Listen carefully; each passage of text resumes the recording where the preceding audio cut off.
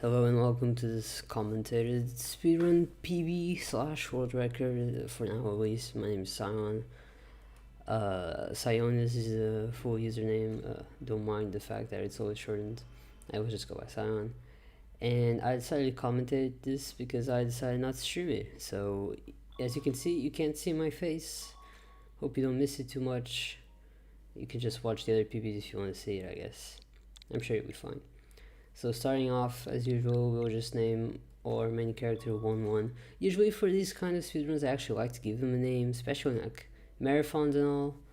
But just for speed's sake, for once, as I was trying for a PB, I decided to go for a short name. So you got the 1-1. And here we start off with our protagonist, who's in school, as you do. He's just a normal kid, or oh well, he was, or he thought he was, before life collapsed all around him. So 75 is a Shin Megami Tensei game that came out in 2021. It's still at a century in the game. Caused a lot of controversy just as it released, before it released as well, as it took too long to release. Oh well, these games are always a little bit like that. The speedrun so far is quite a bit long, except for this category in specific, safety, where they completely obliterated any difficulty that this series is known to have. So we'll just be doing the bare minimum to get by, and the bare minimum is probably even less than you think it is. Especially if you've played this game, you probably played it in the at least the casual, probably the normal difficulty. Some of you might have played it on hard. Hard was definitely challenging. That's the casual difficulty, or the casual difficulty, not the casual difficulty, the difficulty that I did for my casual playthrough. And that was definitely challenging. Safety is like the complete opposite of it. So I'm not even explaining the plot, but the plot is so minimum that if I can explain it in 10 seconds. So you're this kid named 1-1, very great name, I know. And one day, for some reason, there's some sightings of demons have been seen around Tokyo. You live in Tokyo. So your professors tell you to start, taking some precautions before going back to the dorms and go in pairs and whatnot. So you go with these other kids who invite you, who apparently are your friends. Actually, I never really got the impression. Like, I couldn't reach a conclusion of whether or not the people you meet are actually your friends beforehand or if they become your friends afterwards. But anyways, you have some kind of acquaintanceship with them. And as you're going back to the dorms, you pass by this other kid who's trying to film a video. He wants to be a YouTuber or something. He's trying to film a video on this passage thing where demons have been sighted.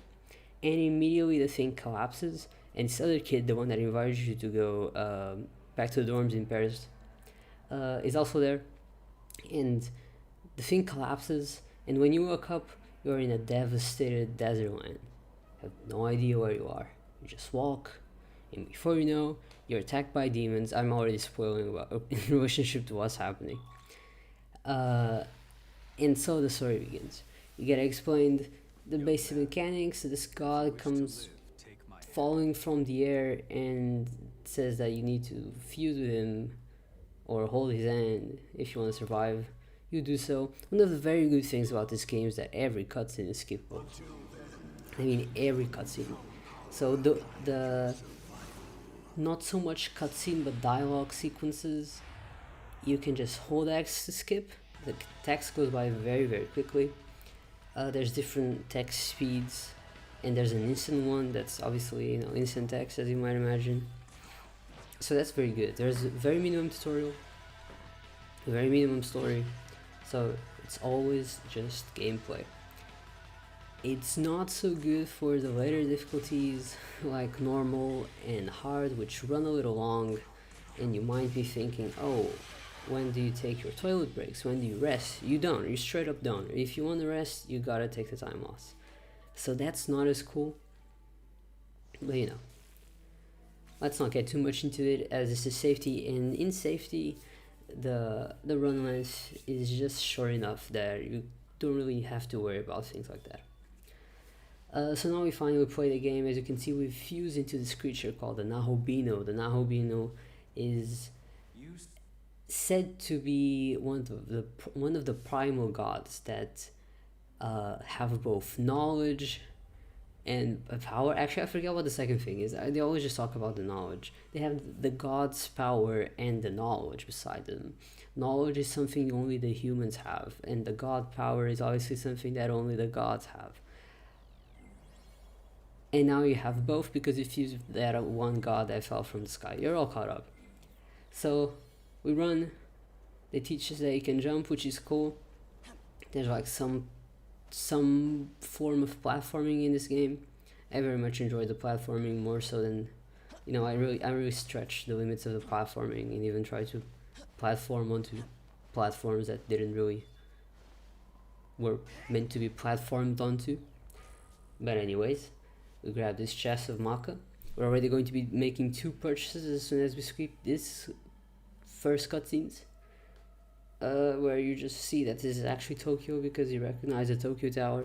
If you don't know what the Tokyo Tower is, look it up on Google. It's a real life monument in Tokyo. It's a tower, as you might imagine. Big thing. We slide down this hill and we bookmark the first fountain. So if you've played other Shin Megami Tensei games, you might be familiar with the concept of terminals. Terminals in SMT games are the spots you go to save and teleport yourself between places, dungeons, and areas, depending on what game you're playing. In some games you can access the Fusion Mansion through them. In others you can access it automatically. You can access shops. In this game you use these fountains, which are basically terminals, to access both the shops and the Fusion Mansions, which we won't be able to do so for now. Normally we'll be doing that a lot in the speedrun, because again, this is a minimum speedrun. Very little going on. So we grab these little guys, which are the main collectible of this game, called the Memans. The Memans give you this currency called Gori, which you can exchange for boosts for the Nahobino, like boosting up your firepower, for example, or any of the elemental abilities, or making negotiations easier, things like that. We'll be grabbing 2 of them, and after grabbing this one, we're done. This is the last Meman we're gonna grab. There are 200 Memans spread throughout all the areas of the game, and we grab 2 in this category. In general, they're a little slow to grab because you gotta like go through a very short load screen, but they always have a dialogue line to say. Time adds up, so we just gotta cut on them as much as possible. I even tried to cut that one Meman by the stairs, but I realized that one ability that I was trying to cut was actually pretty useful for getting something for a certain fight. I'm definitely getting ahead of myself, but I couldn't cut it. That's the conclusion. He's important. And so we go through the first negotiation, which was then the forced negotiation with Pixie, who will always join you. It's a free demon that you're given right at the beginning, which is very useful. Other than Pixie, we'll only be getting another demon, which I really want to cut, but I can't seem to find a way to do so, who's on Muraki, and we will be grabbing him as soon as we do this first fight, which is basically the first real fight of the game. You have these Gakis who try to attack you, so they're starving, they want to eat you. They're trying to eat this other character called Amanzako, who's like important to the story, but again, we'll see very little of her. And we just use the items that we bought, which are fighter shards. So you have certain attack items that you can buy alongside healing items and other general use items. The attack items, currently there's 1 for each element, and there are, how many elements there are? Like 8 elements or so. Let's count them. You got fire, you got ice, you got electricity, you got force.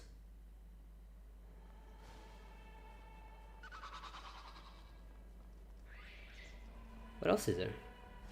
You got physical, but there's no shards for physical. You got light and you got dark. I feel like I'm missing one. There's at least 6 elements.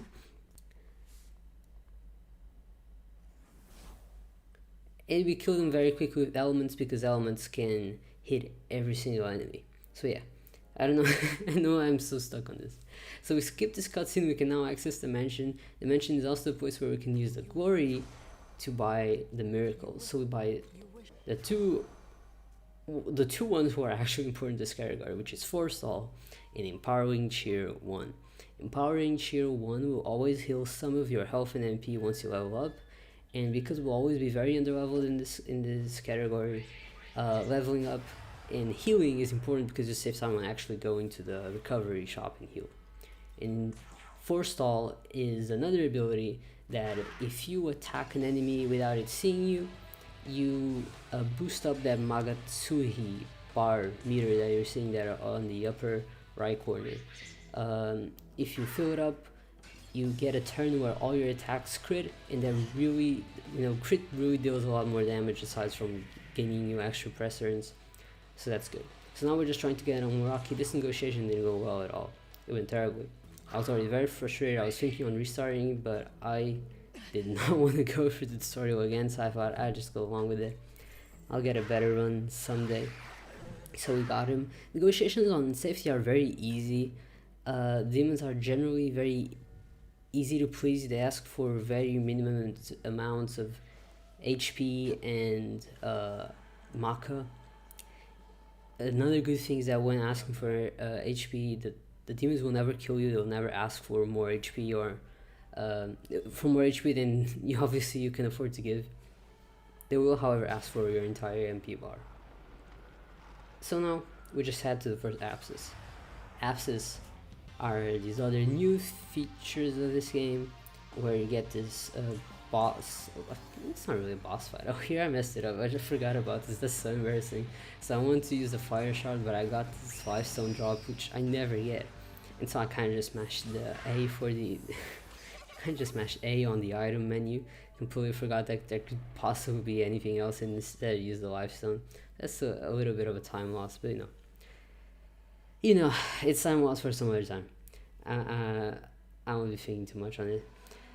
And abscesses are important because they give you new miracles for you to unlock.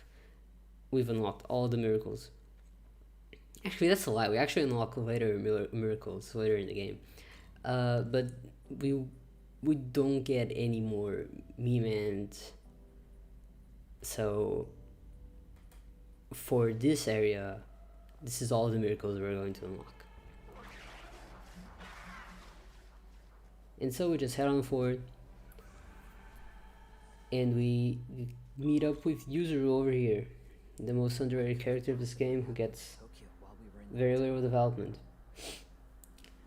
There's another thing of these cutscenes, that despite being completely skippable, they have these dialogue options that you need to pick because they set your alignment, so you can't skip them. You'll just skip up until the point where you make your decision, and then you can skip the rest. And so we continue after this small alignment break. Pick up this glory spot because, just as I said, there are more miracles that we're going to get. I just keep forgetting about them because I'm only thinking of very one. And we go to the next fountain. Oh, it's good to see that I already set my my party order. It's very important to have Pixie on the last slot to really ensure that we save as much time as possible in battles. I still had some battles not go so well. I didn't really... It wasn't perfect. I still messed it up, despite the time save that I managed to get on this run. Not 100% pleased with it, but I will not be coming back to this category so soon. So for now, this is all. It is what it is, It is what it is. Okay, here they explain to us punishing demons. Punishing demons are these very big demons that you can see from the overworld who are way higher level than you. And because of the way this game is made, if a demon is way higher level than you, despite your stats being high and unbalanced, there is no way in hell you can defeat them, which is not a decision I particularly like or agree with. I think it's a pretty bad way to set up the game. But in safety you can kind of just abuse that. because each area will always give you a free demon behind a certain quest. So all we're going to be doing to progress with the game is getting that free demon, which is always like the normal level, the level they're supposed to be for that area, which is enough for you to defeat the final boss fight of the area and any boss fight in the middle and get through. And that's exactly what we're going to be doing next. We're going to be picking up these two chests, which have, one of them has ice gems.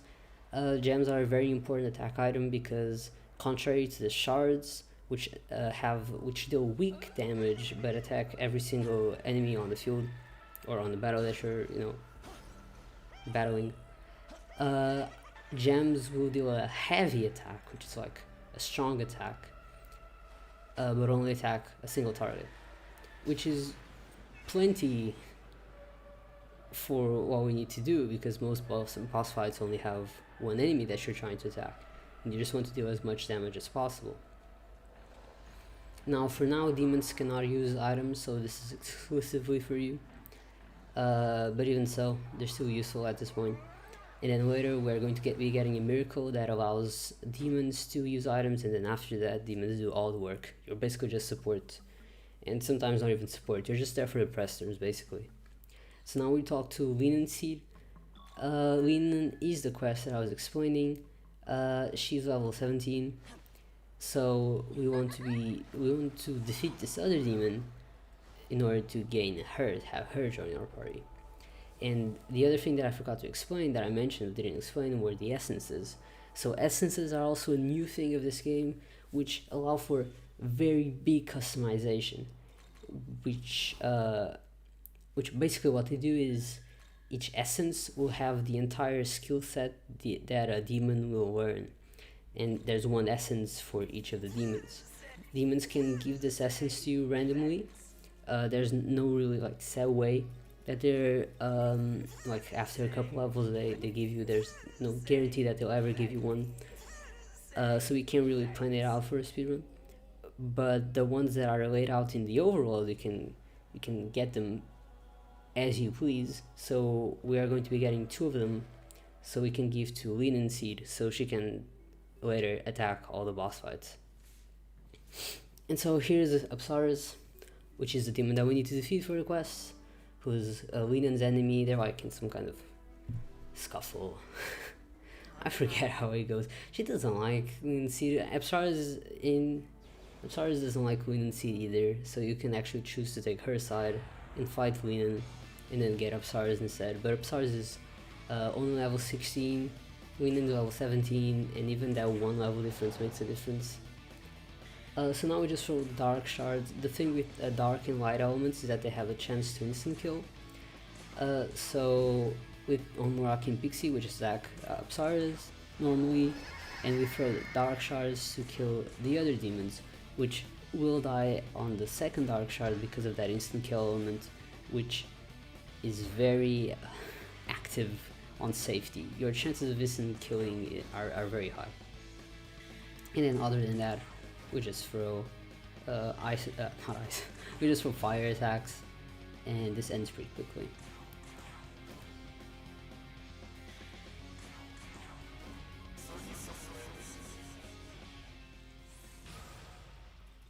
Now we'll put all our points into magic. Kinda messed that up.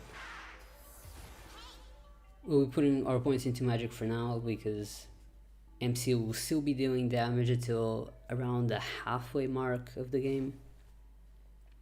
After that, the level difference between the boss fights and the protagonist becomes too big for him to actually deal any considerable damage, so he just goes into full support mode.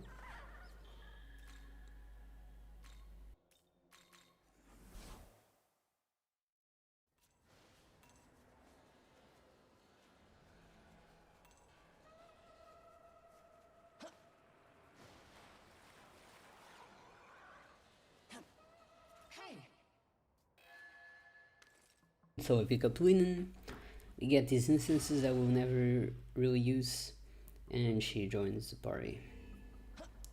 And now we simply walk back to the fountain so we can go to the fusion mansion and give her the spells using the essences that I mentioned previously. We'll be getting her Bufu and Agi, Bufu for Hydra, which is a boss fight that's coming up, Agi for the later fight, Nua, who's like the last boss fight of this area, and that's basically it. And then after that we'll not be using essences for a while.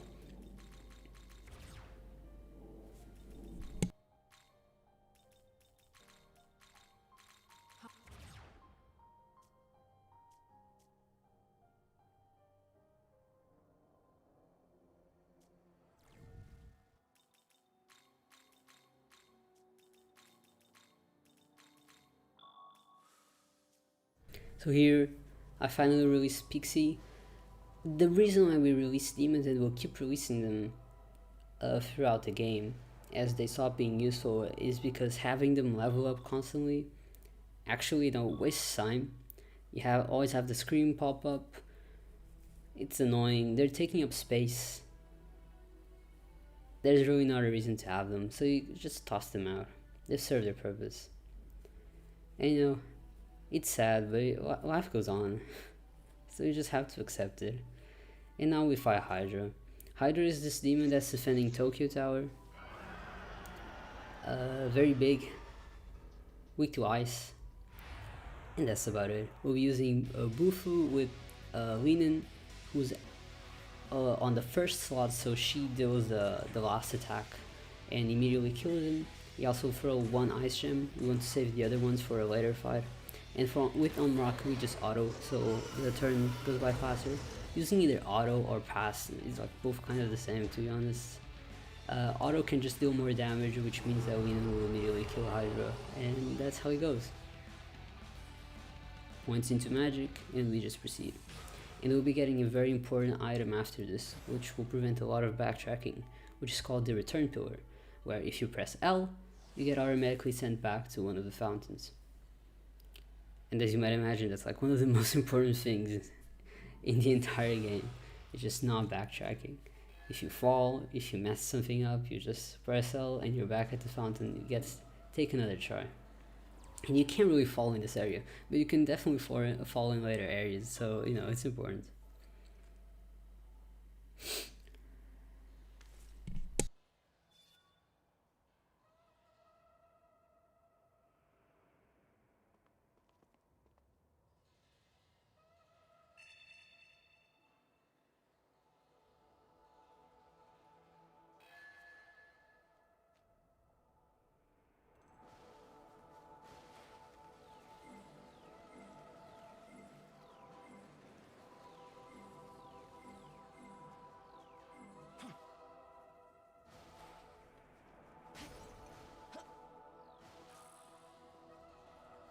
Here I just pick up these 2 light gems to make a future fight faster. I guess I might as well say it. There's this big demon that we're gonna fight twice, who is weak to light. So we use the light gems to deal very big damage, and that's basically it. We talk to this angel. I hope you don't mind the fact that I'm not talking about the plot. It's because it's really minimum. You're just trying to get a grip of whatever is going on. And that's basically it. You're going through Tokyo, you're chilling, and that's it.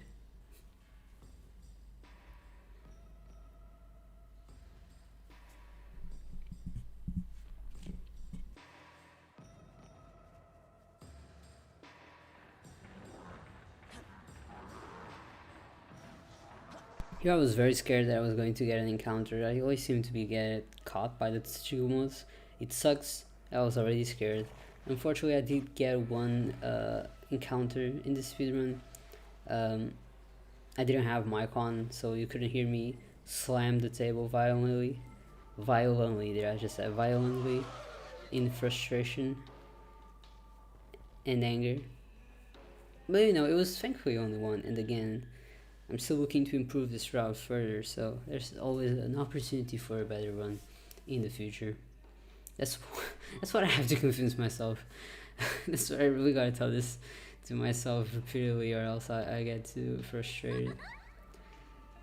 But we're always learning and improving, as we say. It's what you gotta do. So now we just head to the Allegor fight. It's just a little task that the angels ask you to do.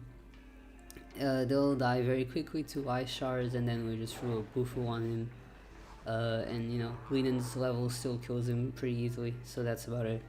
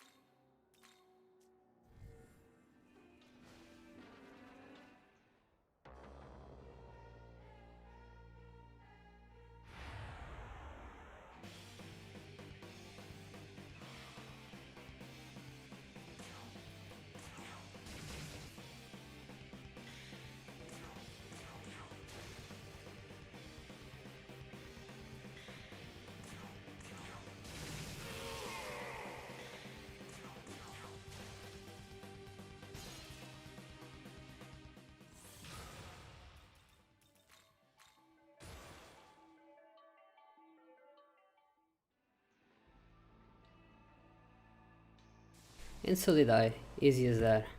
As you can see. We are now done with the quest. We leveled up, we got our points into magic. We're just going to be doing some purchases for the future. In fact, I'm pretty sure this is the last purchase that we're going to be doing for the next hour and a half. Okay, not hour and a half, I'm definitely exaggerating, but at least hour. Okay, hour is a good estimate. We're going to be buying fire shards for Nuo, who's a fight coming up. 1 ice shard for the school fights. We're going to be selling these items which will mess with the menuing. We're going to be buying 3 force shards for the last boss fight in area 2, 3 light shards for all of the area, for all the fights in the area coming up, 2 elect shards for some reason that I don't remember. That's a good one. I don't remember why we buy that. And 2 dark have I said dark shards? If I didn't say dark shards, the 2 dark shards are for the quest in area 2. And that's it. And so we head into the last boss fight of this area, which thankfully is actually a fight that we don't have to completely kill. We just need to get till halfway of her health because she's too strong. That's the reason why they made her too strong. So they only gave her half of a health bar, and then the fight ends. So we just use crit, and we use our strongest attacks. We throw the fire gem. Wait, not fire. Yeah, we throw the fire gem that we got from a drop. We use Agi. This is why we got Agi.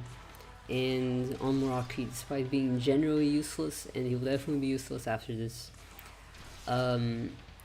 still deals considerable damage in this fight with crit, so we'll use him. And as you can see, we got to the halfway point and the fight ends. We got no XP obviously because we didn't really kill anyone, and the fight gets interrupted by Nua's soulmate, who's Akumo, who's very bent on doing everything for humanity, but only for the strong ones. Don't get any ideas, okay?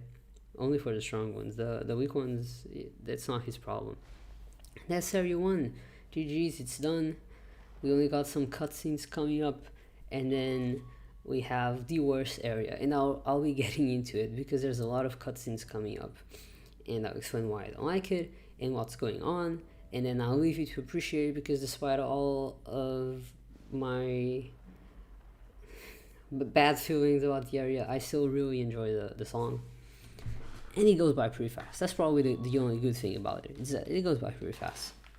But other than that, it's a little useless. It's the area, the area is still pretty interesting visually, but I feel like it doesn't advance the plot enough.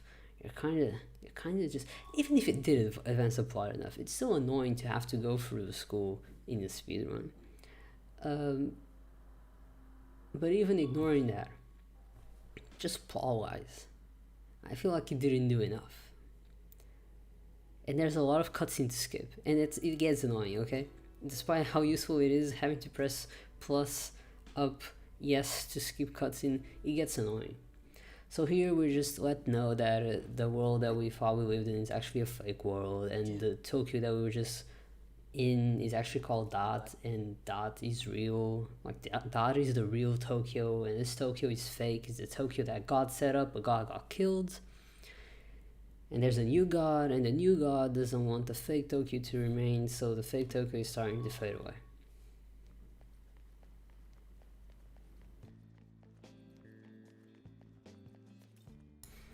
And so we learned of this girl who's being bullied, and the reason why she's relevant is because Lamu, that one boss fight that I mentioned earlier, you know, Lamu is going to kidnap her. So the thing with this game is that the whole, like the main plot is that gods have been nerfed. They were taken the knowledge from, and knowledge is what makes gods into gods with, you know, big G. And only the god that's at the throne gets to have both the knowledge. And actually, that's not true.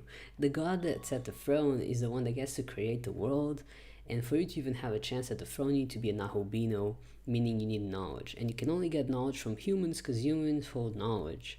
Which, if you are a human, you will know how not true that is in many cases. But I digress. So Lamu wants to become a Nahobino, and the girl that's getting bullied has his knowledge, so he's going to kidnap her. So he's going to attack the school. Actually, he's going to attack a temple, which we're going to be going to next, and then he's going to attack the school, and he's going to kidnap her so he can get the knowledge. But you can't really like eat a human to get its knowledge, you know. You need to fuse with the human, and the human needs to consent. So it's not just kidnapping. You need to kidnap and then kind of brainwash the human for the human to fuse with you. That's when it gets a little shaky. But he's going to try. Whether or not he's going to succeed, I guess you gotta play the game or watch the rest of the speedrun to find out. But, you know, he's definitely gonna try. And after this, we have like 1,000,002 cutscenes to watch, because it's what we gotta do. Have this awful overall to go through. I'm not trying to hate. I really love this game. I'm not trying to hate. But this overall sucks. The movement is terrible. It feels terrible. It feels awful control. It feels like the paths are too wide, and so you just bump into every wall. Why did they make it like that? None of the games so far have been like that. I don't understand why they made that. There's like different speeds that you can go to. The fastest way of walking through the overworld is holding the same direction twice. One in the joystick and the other in the D-pad. I don't know, I just don't get it. I don't like it. So, you know, attack at school is happening, just as I said. Back to the plot. Away from my complaints, we're going to the temple. The temple is actually a very cool area. Here, it's basically just a battlefield, but if you just visit it normally, it's pretty cool. It actually gives some backstory to whatever is happening at the point in the story. And it can be a little challenging in any other difficulty except for safety, where everything dies very quickly. We're going to be throwing one ice shard, which will kill all these demons, and then we'll be throwing the previously acquired light gem at Lamu, as this will be the first time that we'll fight him. We'll fight him later. And then comes the school. We're going to be doing 3 fights at the school. There's actually more that you can do, but some fights you can just kind of swerve and avoid. Talk to a bunch of the school kids who got involved in the school attack. And for all the fights, we actually just throw light gems. Wait, not light gems. But we throw light shards because they deal damage to every single party member. Not party, to every single enemy member, not to the party members, thankfully. And they have a chance to instant kill, so, you know, speeds up the fight. If they don't die immediately, we just auto, and that's about it. And then after that, we enter area 2. So we're just going to be trying to get through this slightly annoying part as quickly as possible.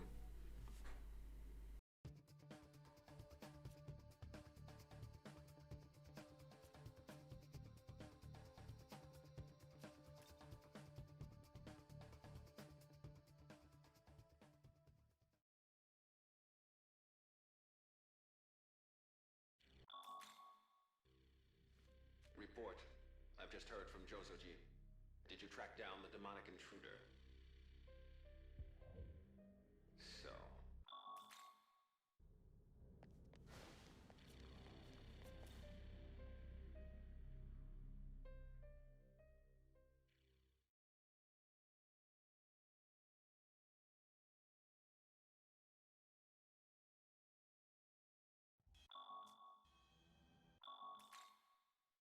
It's Lamu. He's got one of the schoolgirls. Understood.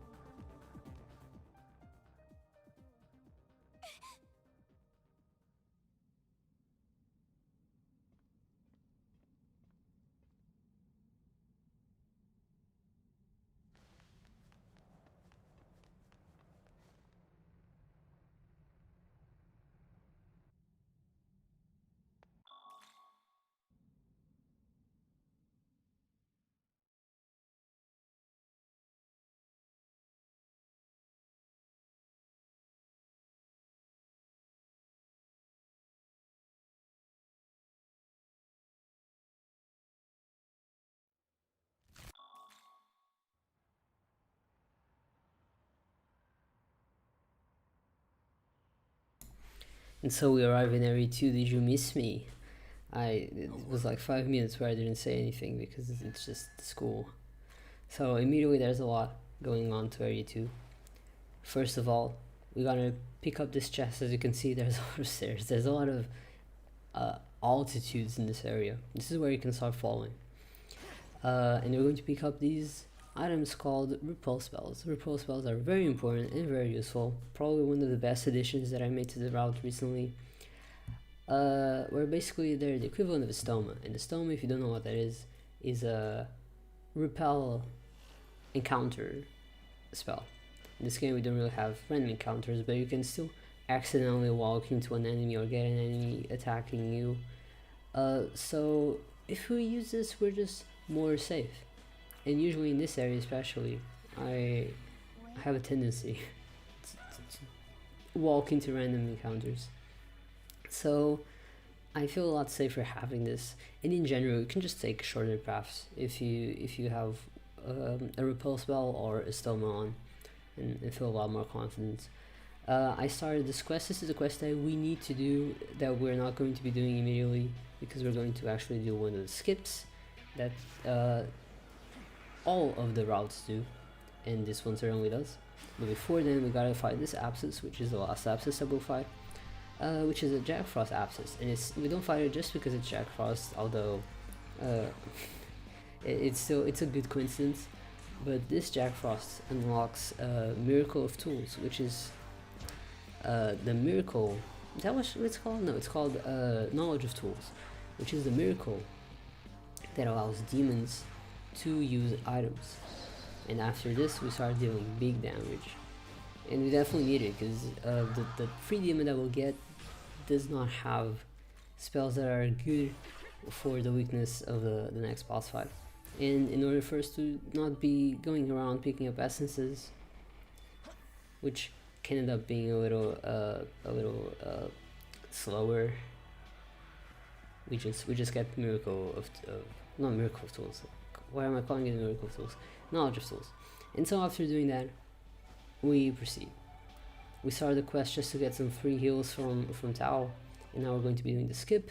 And how the skip works, shoutouts to Tom who found it.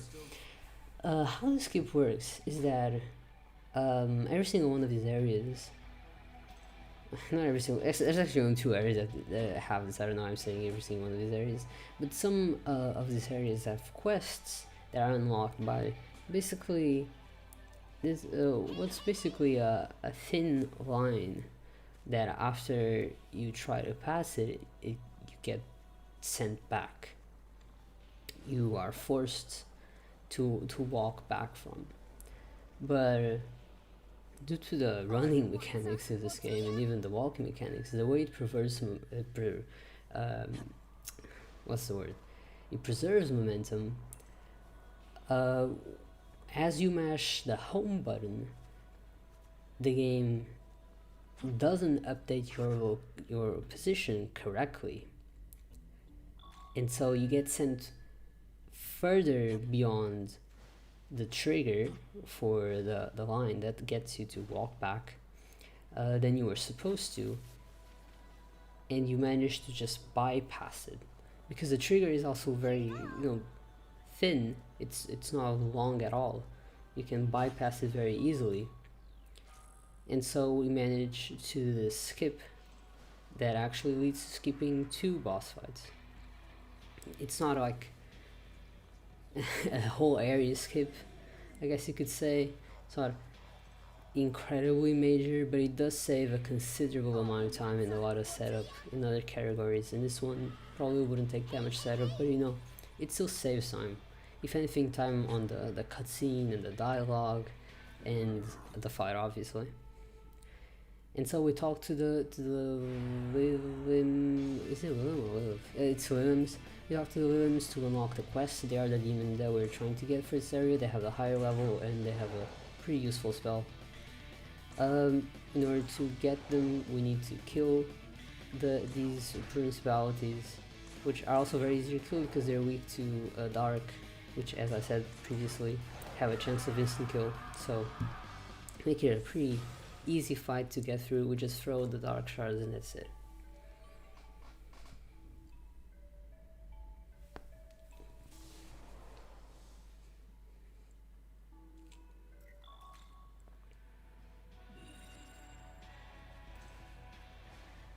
And so we go back, we pick up the limbs, and we go on our merry way.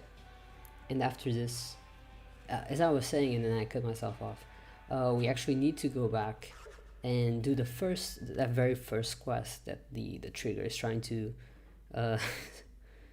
stop us from leaving the first area without doing. that very first quest, we need to go back and do it before the last boss fight, or else the game soft locks before you enter the last area, which nobody really knows why that happens, but it just happens. And because obviously we don't want to get soft locked, we need to go do it right before the last boss fight, as it's the last moment that you can do it, before it gets too late. After the last boss fight, all of the students that you're supposed to rescue despawn, so you are bound to get the soft lock after that. And now I'm just gonna toss out on Meraki. Goodbye on Meraki, you were very useful, I appreciate you. And with our repulse spell in active not in hand, I guess in hand, how would you carry the repulse spell is the question. Would you just run around ringing it, or would you ring it once and the demons are alarmed? We only get 3 of them, and they always run out at new moon, so you gotta be careful. You gotta listen. There's like an audio cue for when new moon turns around, or you can be smart, not like me, and have the UI show the moon cycle, which for some reason I turned off and then just never turned on again. So if you're gonna run this, and if you're gonna play this in general, I highly recommend you have that UI turned on, because if not, you're at high risk of a stoma running out the second you're trying to pass through a demon, and then you get a random encounter, which is very annoying, and this happened to me many times, more than I like. And so we're just going to run through all of the areas now, and I'll give a quick run through so then you can enjoy the fantastic music of all of these areas. Area 2 especially has possibly the best tracks on the entire OST. So we're going to be running through all these areas. We're not even going to get the fountains until we get the very last fountain before the last boss fight. There's like one that's pretty much like in front of it. We get that one, and then we turn to the fairy village, which is the place that we need to go to proceed with the story. That place is where all of the students gathered to heal after they were attacked by Lamu at the school. They were taken there because the fairies are nice in this game, but because they don't have enough medicine for everybody, they ask you to go on a little fetch quest so you can pick up these golden apples that the goddess Eden lost, and so that they can make like some kind of concoction to then heal heal the students. And then the Zai, who I have not talked much about, but the Zai is like the guy who was at the passage that then collapsed. It was the other one that's not Yuzuru. We see a lot more of him than we see of Yuzuru, but I'm not particularly fond of him, so I don't even like going much into him. He's there, he tries, he's one of the reps.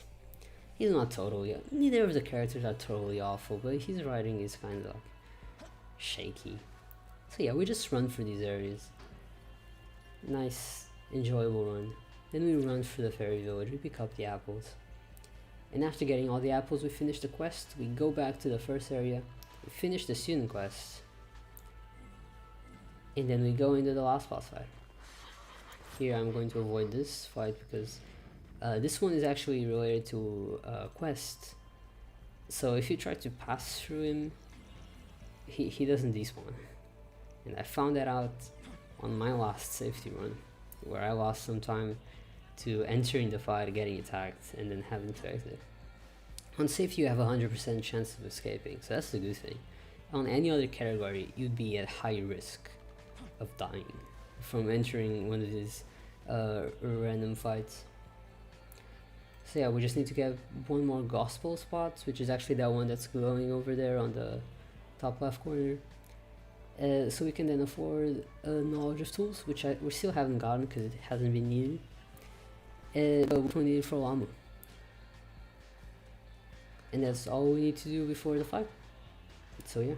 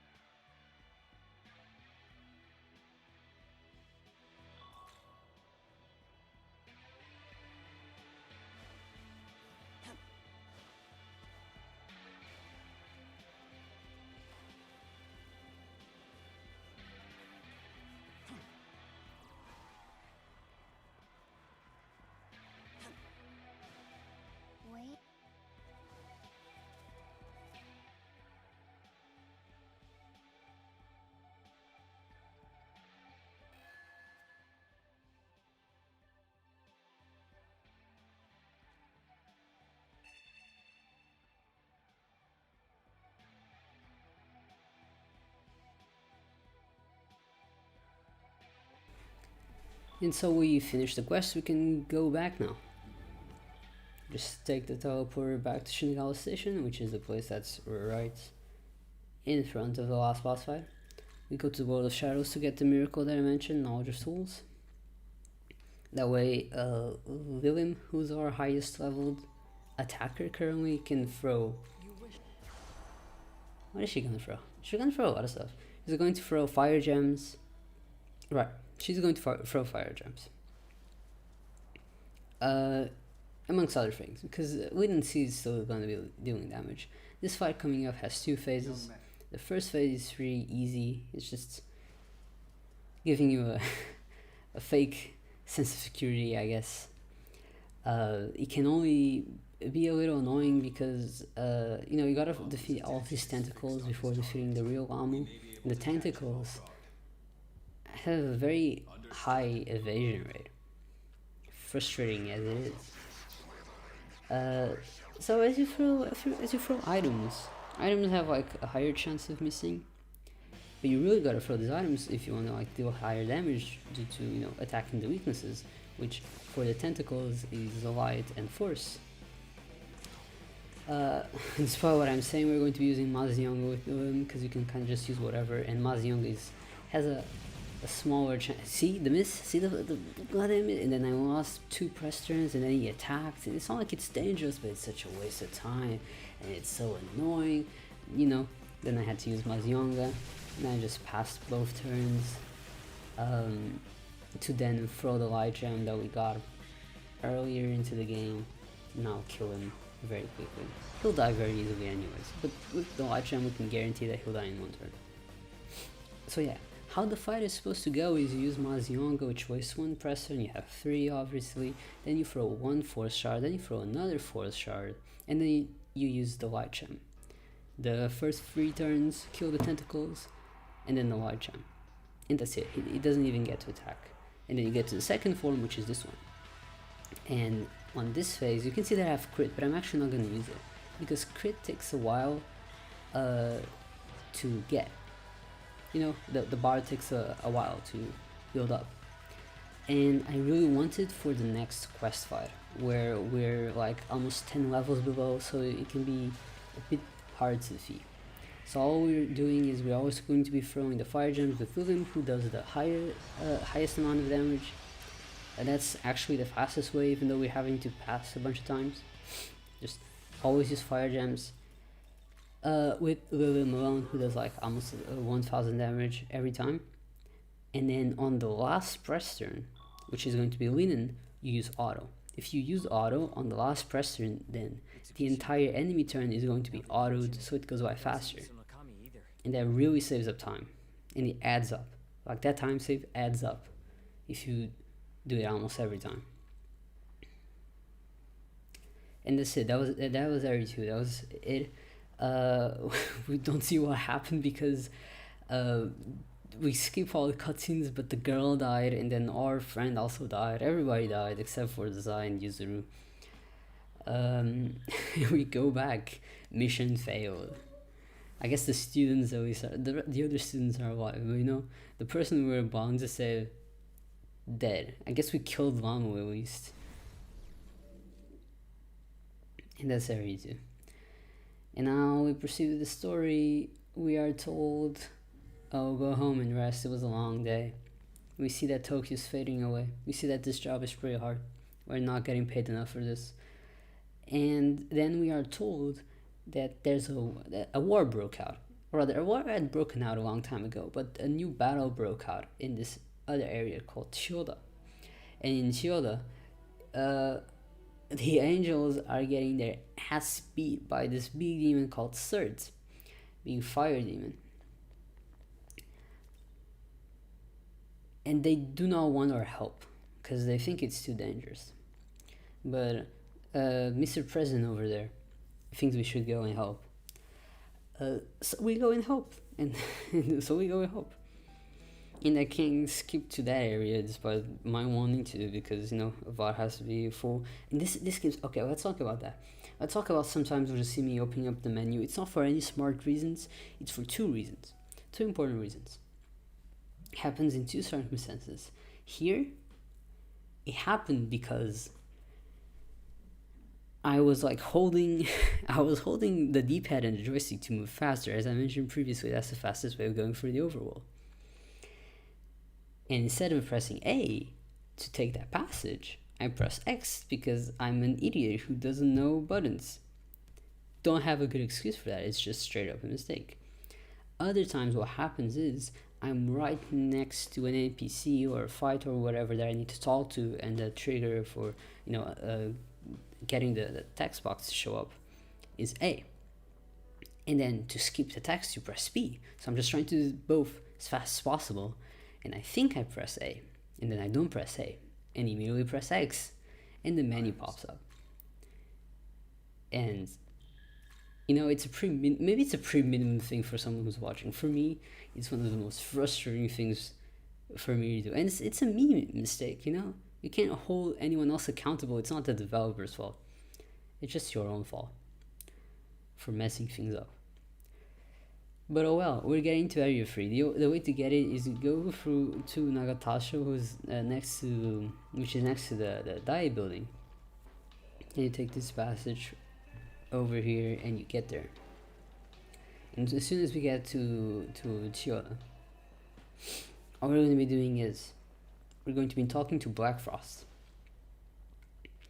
Black Frost has a scuffle going on with Dionysius, the god of wine, because he wants all the wine, so he can become a big pimp. His words, not mine.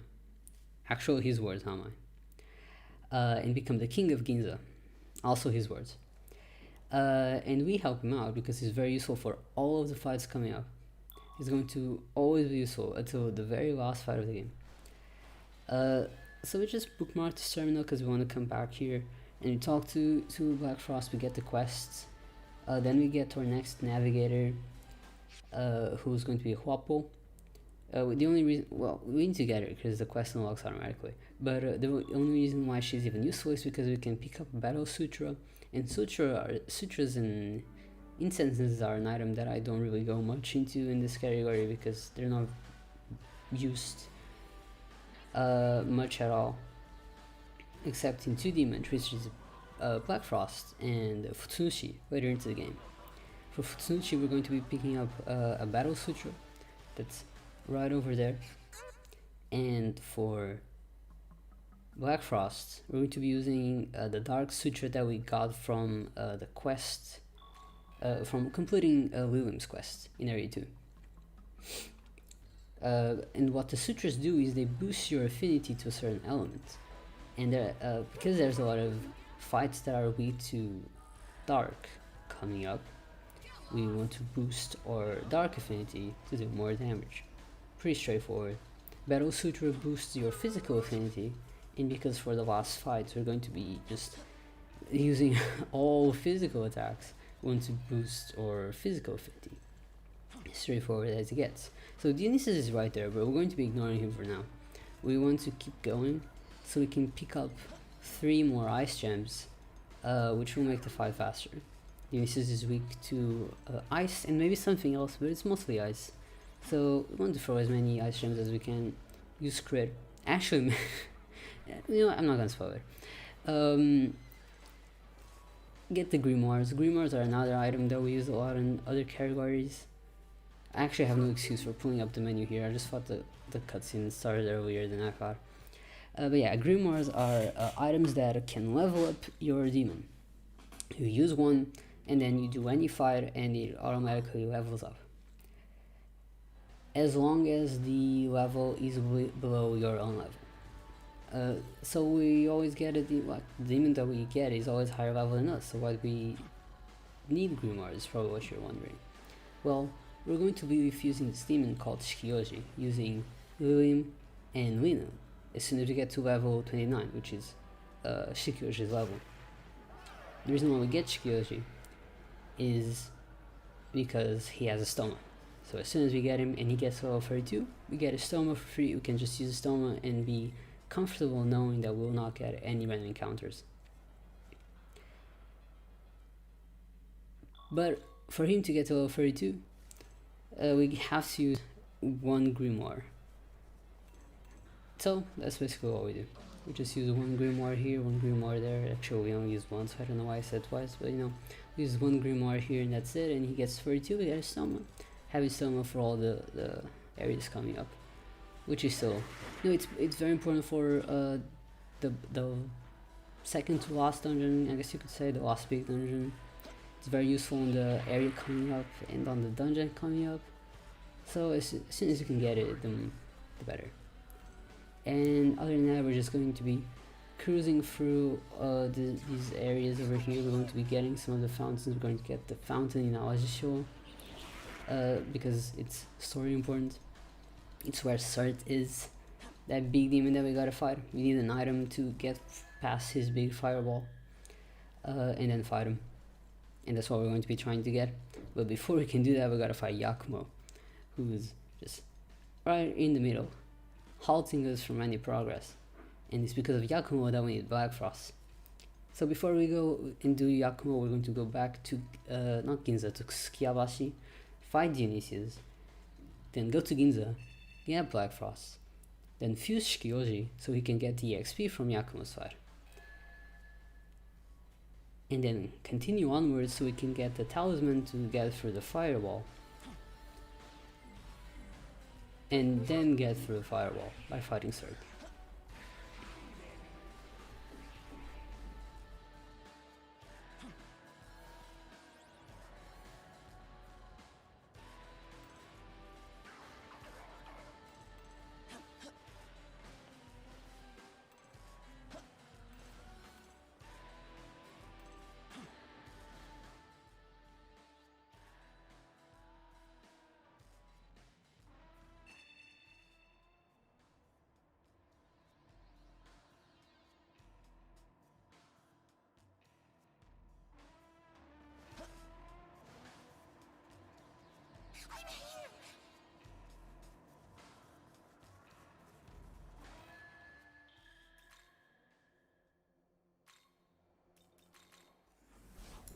And so we're ready to go. We got the fountain. All we gotta do is fight Dionysius so we can get Black Frost. So this fight, I messed it up.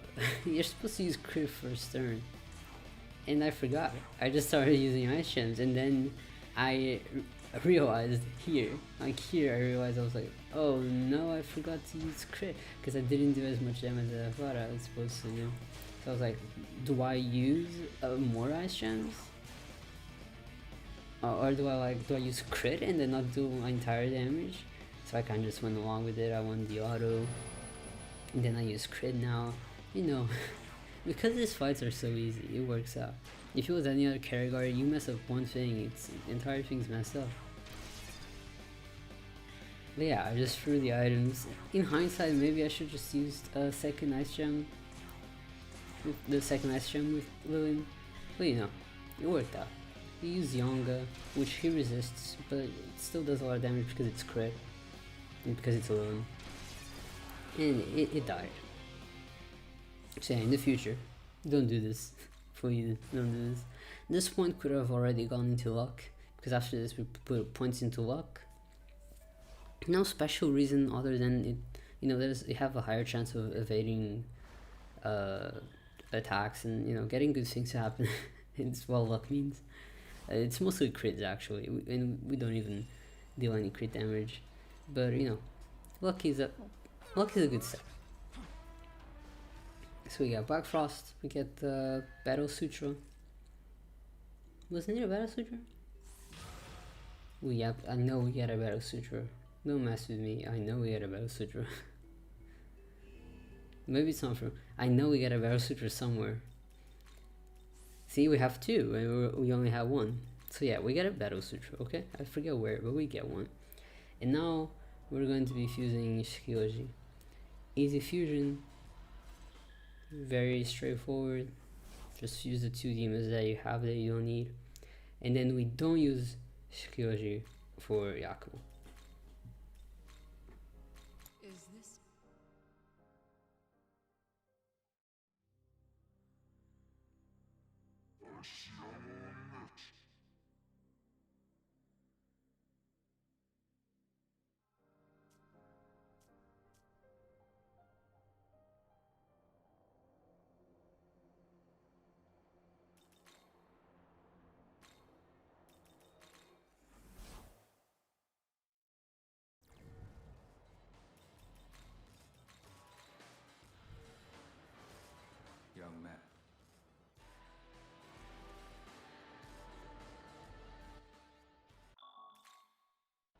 You can see we're a bit divided on this matter.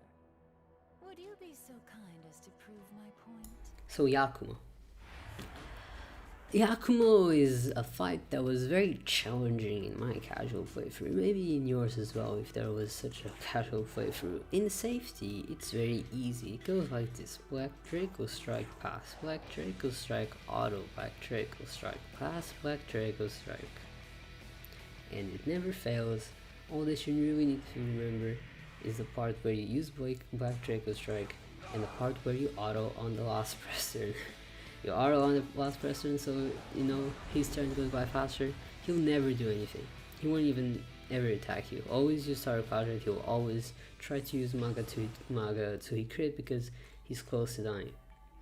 You put your points into luck as you could put into anything else, but I'm set on putting them into luck.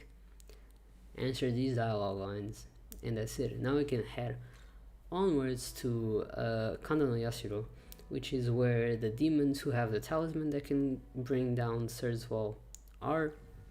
The Kunitsukami clan are they the Kunitsukami? Yeah, they are the Kunitsukami. I for some reason thought to put Kyoji out and thought I was supposed to use a grimoire, but you're not supposed to do that yet. It's later. So I don't know. I was confused at this point. And there were some points where I just got distracted throughout the speedrun, so that's definitely like easy time save that anyone can come and get by just not being an idiot, not pressing X when you don't need to, and not getting confused midway. Very, very easy to get. I recommend it to anyone. This category, all things considered, is actually pretty fun. It's simple, it's straightforward, it's very easy to pick up and run. You just need to have good movement. And that's basically it. Get good luck. I have fun routing it, like seeing what really is the minimum, like how further down can we actually bring it. And the only thing that comes to mind now that I could cut is the one recruitment, you know, the on Moraki. But even there, the reason why it's so hard to cut is that for the Apsaros fight, it's really useful to have 3 press turns. The last one to auto and skip the animations. And it's actually on Maraki's a pretty big damage dealer on that fight. He makes a difference. Much more than Pixie. If we could cut Pixie instead, I'd prefer it. Oh, this was the moment where I slapped my table in frustration and cried inside. And the things coming up too. I just gave money because we don't really need it. We're going to buy some gems, but you know, I could just buy them later too, and I'll have enough money. You're never short on money because you barely use it. I was very frustrated at this point. I was thinking of resetting, but I was like, it's been an hour. I don't want to reset. This run is okay. I don't want to do it. So then I fall down here and I almost get caught by the Orpheus, and I do it, and I almost get caught by this thing, so I jump off to avoid it, and then I almost get caught by this Orpheus. What a mess. What a big mess. But you know, you get through. Like, I don't think I've ever struggled with this particular area in Kanda, but you know, there's always a first for everything. I just really didn't want to get caught by another random encounter, or else I probably would have reset. And then you get this fountain, really just so you can then get that essence over there. As you saw earlier, we got the Valkyrie Essence. That's so we can get the Storm Draco Strike on Black Frost, so he can use it against a later boss fight. And then for Aogami Type 7, we get it so we can get Mataru Kaja. That's going to be the first buff that we're going to be using. On the old route, we used to use a lot of buffs. Then I realized they weren't really helping enough to justify using it, to justify having to do a fusion, which was slow, get more demons, which was slow, use buffs, which is slow. You kind of just have to attack as much as possible, and that's enough. That is enough. So now we have the talisman, we go to the wall, and I'm pretty sure I still I go to the mansion first, and I assign both of the spells that I just mentioned. Mataru Kaza for the MC, who's basically only support now, so he's just going to be using Mataru Kaja occasionally, and Storm Draco Strike for Black Frost. That way I don't have to worry about having to decide her. I don't want to use any fountains on the following dungeon, so that, you know, it just saves a couple of seconds, so they can like go back to like the last fountain of this area and then teleport back. It's a small improvement. And then third, this fight actually didn't go very well. I remember it not going very well, but I forget what happened, so I gotta actually watch to find out. I think I messed up the damage. Maybe I was supposed to have 3 press turns in this fight, or maybe I was supposed to use an attack mirror.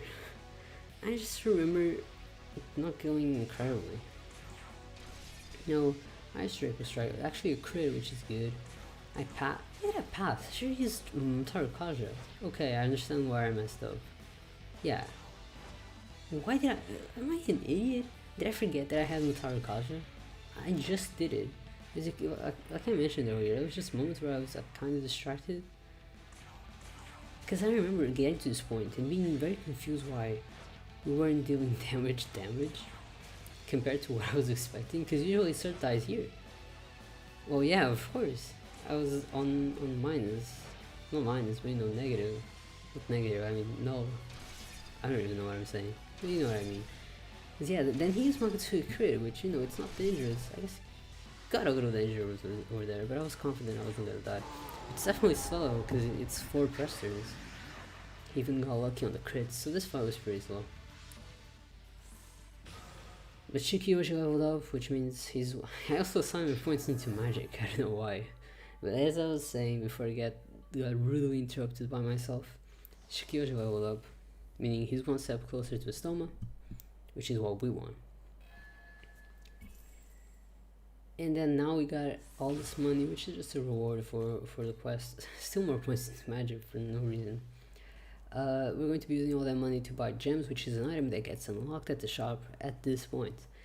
Where previously we had to go around and pick up gems, now we could just buy them. We're going to buy a bunch of them.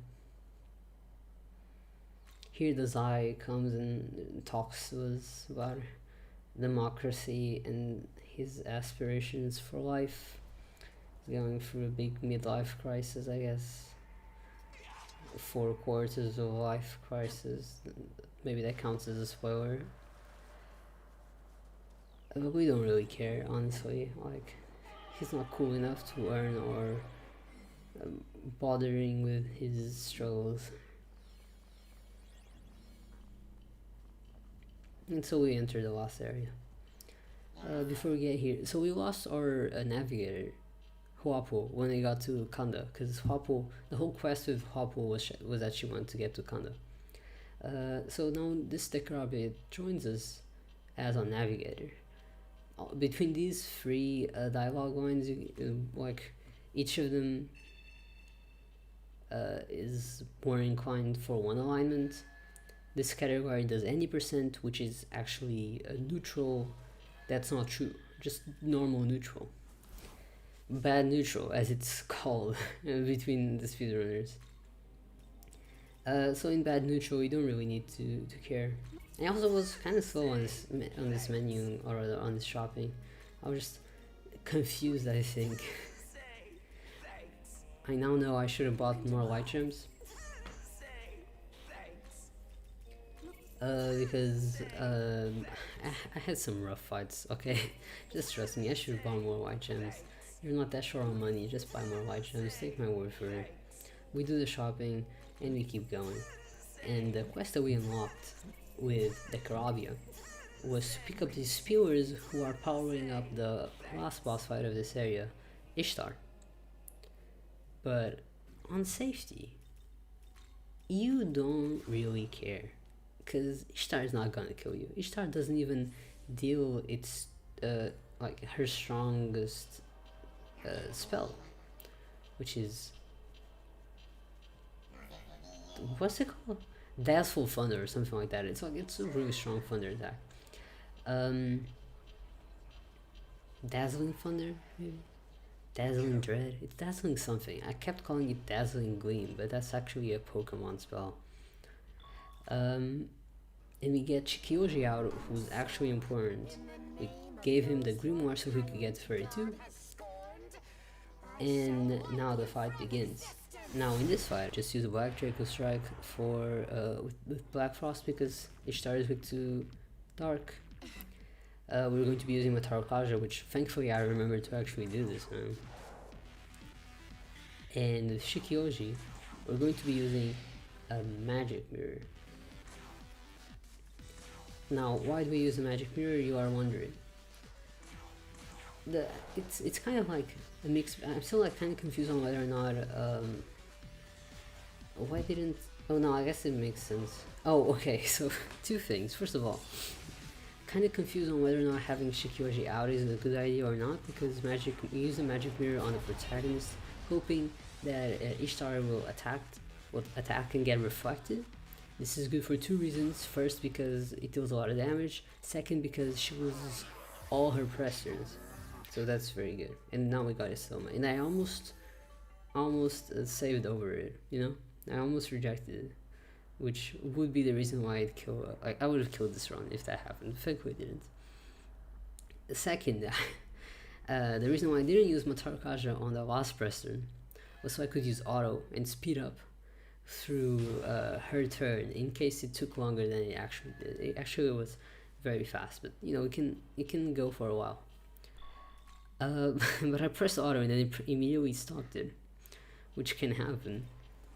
So that was stupid. That could have been better, but you know, the potential is there.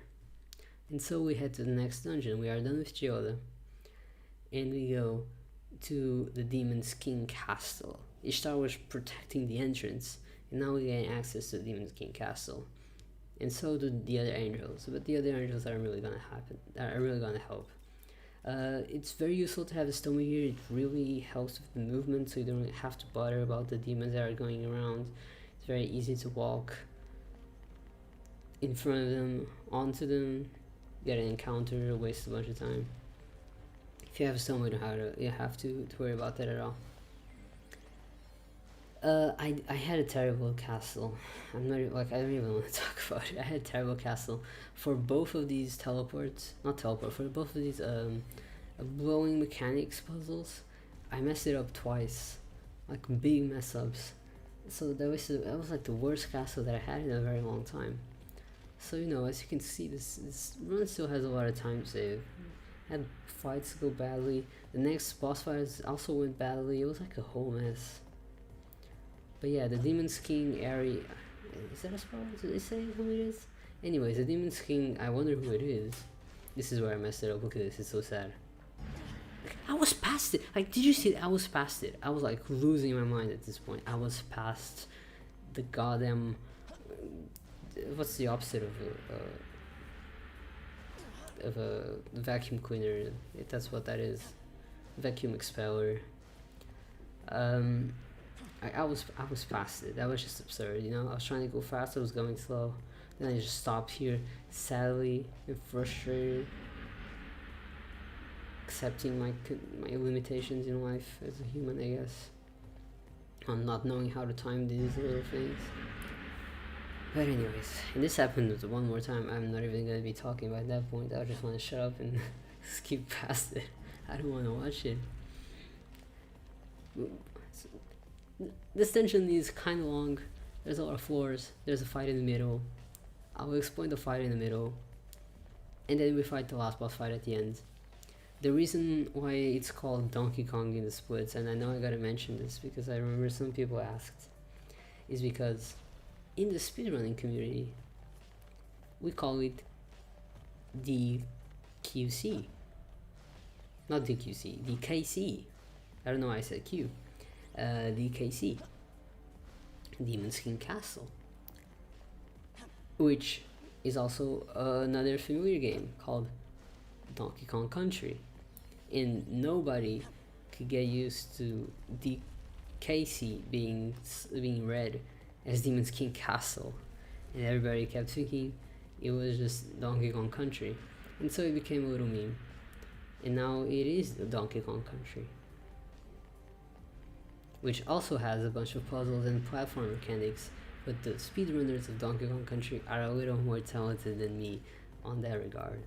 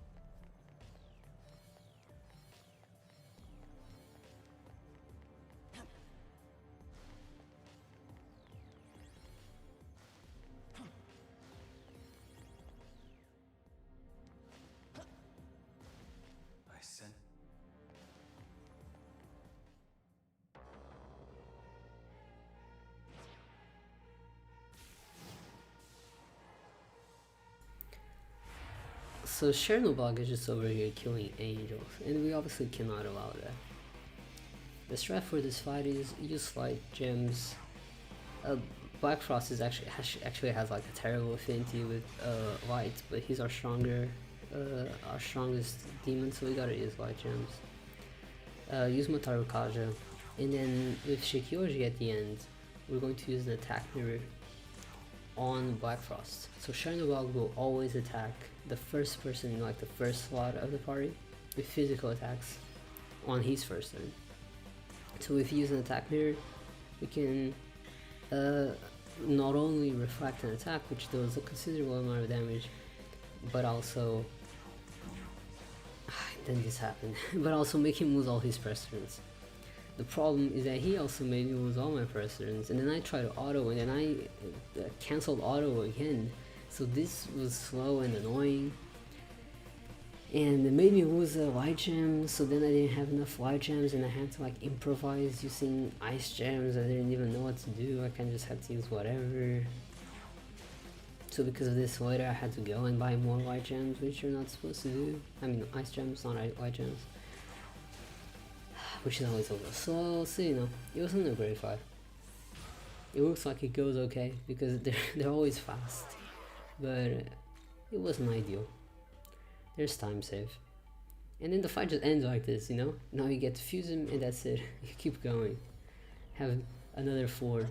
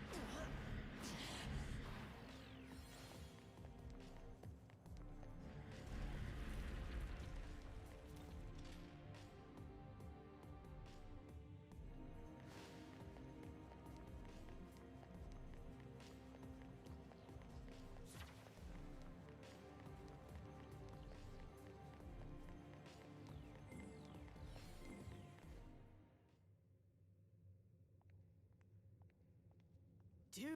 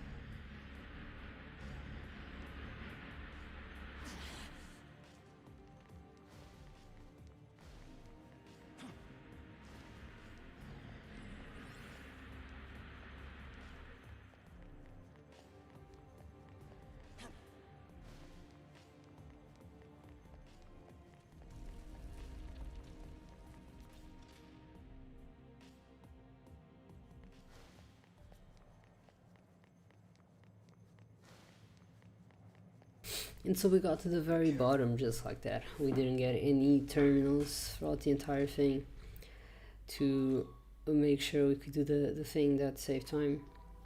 And there you go, this is Ariok. He's a demon king. He's a demon king for some reason. I was losing my mind in my casual playthrough when I saw this. Anyone who's played any Mega Ten games knows the demon king is and always will be Lucifer.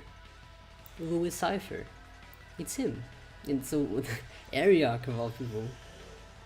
It's very surprising to see. And he summons these Decarabius to help out. But we don't really care. He's weak to electricity. We use electricity. Use Mataru Kaja. And just get this last turn so we can get to Mataru Kaja's first turn. And then we don't even use crit, we want to save crit for the next fight. So we just auto, speed it up. Auto will always attack the Karamis because they're weaker. Which, you know, I'd rather that wasn't the case. I actually got pretty unlucky with the crit and him using Agidine on Shikyoshi, who's weak to fire. Annoying, but whatever, it's only one turn. But you know, it's these little things that can still be adjusted and done better. Thankfully I got a crit. I'm pretty sure if this wasn't a crit it wouldn't killed. So I don't know if I wouldn't have had like an extra turn. So maybe getting 2 Elect Gem is actually a good idea. But we got the crit, so the fight is done. And so the war ends. Bethel, who's like the good guys, quote unquote, who had been getting their ass kicked on this war, finally have the advantage. In fact, they won. Like, they won the war because they actually got to defeat the Demon King. Akumo over here, not very pleased. I'm not sure what he's not very pleased with. He's like pleased with the fact that he doesn't have to bother killing Ariok, which he says he could have done easily. Which, you know, we're going to pretend we believe it. Actually, he would, because he has electricity attacks. Now that I think about it, he has electricity attacks. We never get to see them in the fight because he dies immediately, but he does have electricity attacks, so maybe he would have had the elemental advantage and won against Ariok. I'll give him the benefit of the doubt. And so just like that, the castle is done. I don't split because I'm pretty sure I completely forgot exactly where I split. In fact, I missed the time. I missed the last time. I'm spoiling that, but I missed the time because I forgot to split a bunch of times. Well, let's pretend that didn't happen. Here it was on purpose though. I always split Demon's King Castle after the load screen to go back to the laboratory. So now we just use a return pillar, and because we didn't get any terminals in Demon's King Castle, we get sent right back to this one, and we go back to Tokyo. Just like that. And so the story advances. So because now the war is won, right? The war is won? Question mark. Things should be okay, right? Except they aren't. Except Mr. President over here says that he actually thinks things are about to get pretty bad now. Because with the biggest deterrent out of the way, who was Ariok, and this war going on, everyone is now going to be aiming for the throne. So remember the throne that I mentioned like however much time ago? The throne is a place that you go as an Ahobino to recreate the world. When I say recreate the world, I straight up mean recreate the world. The only reason why the world is still even somewhat familiar and, you know, didn't change completely is because the person who defeated God and became the new creator decided not to recreate the world. He didn't want to be the person who would recreate the world. He just wanted a new Nahobino to step up to the throne, defeat him, and then that Nahobino could recreate the world. He didn't want to bother, basically. He became God and immediately hated it and wanted to quit. But you can't just quit being God. You need someone to become the God for you. And so he lifted up the restrictions on Nahobinos that God had put into place, so a new one could pop out of nowhere. We popped out of nowhere, and now other gods also want to become Nahobinos.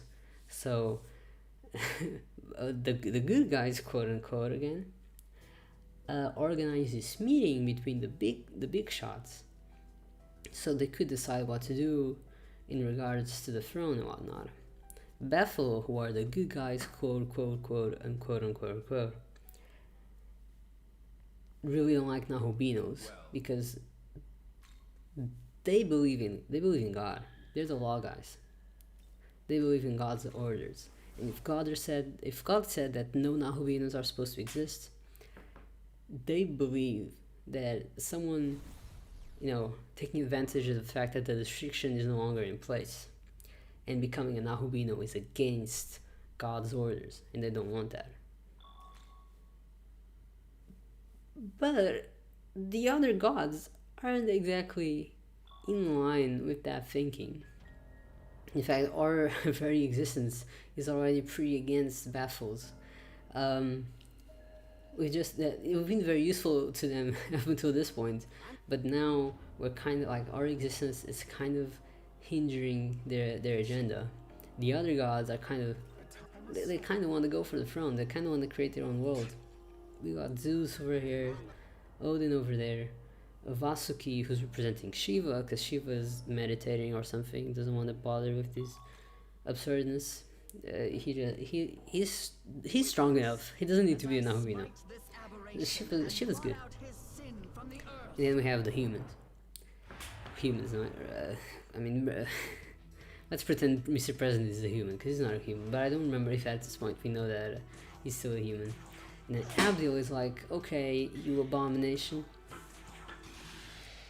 You're kind of messing up my agenda over here, so I'm gonna kill you.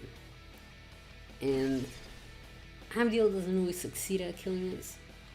Abdiel is not a particularly hard fight. It's weak to dark, so you know it's pretty useful given the existence of Black Frost in our party right now.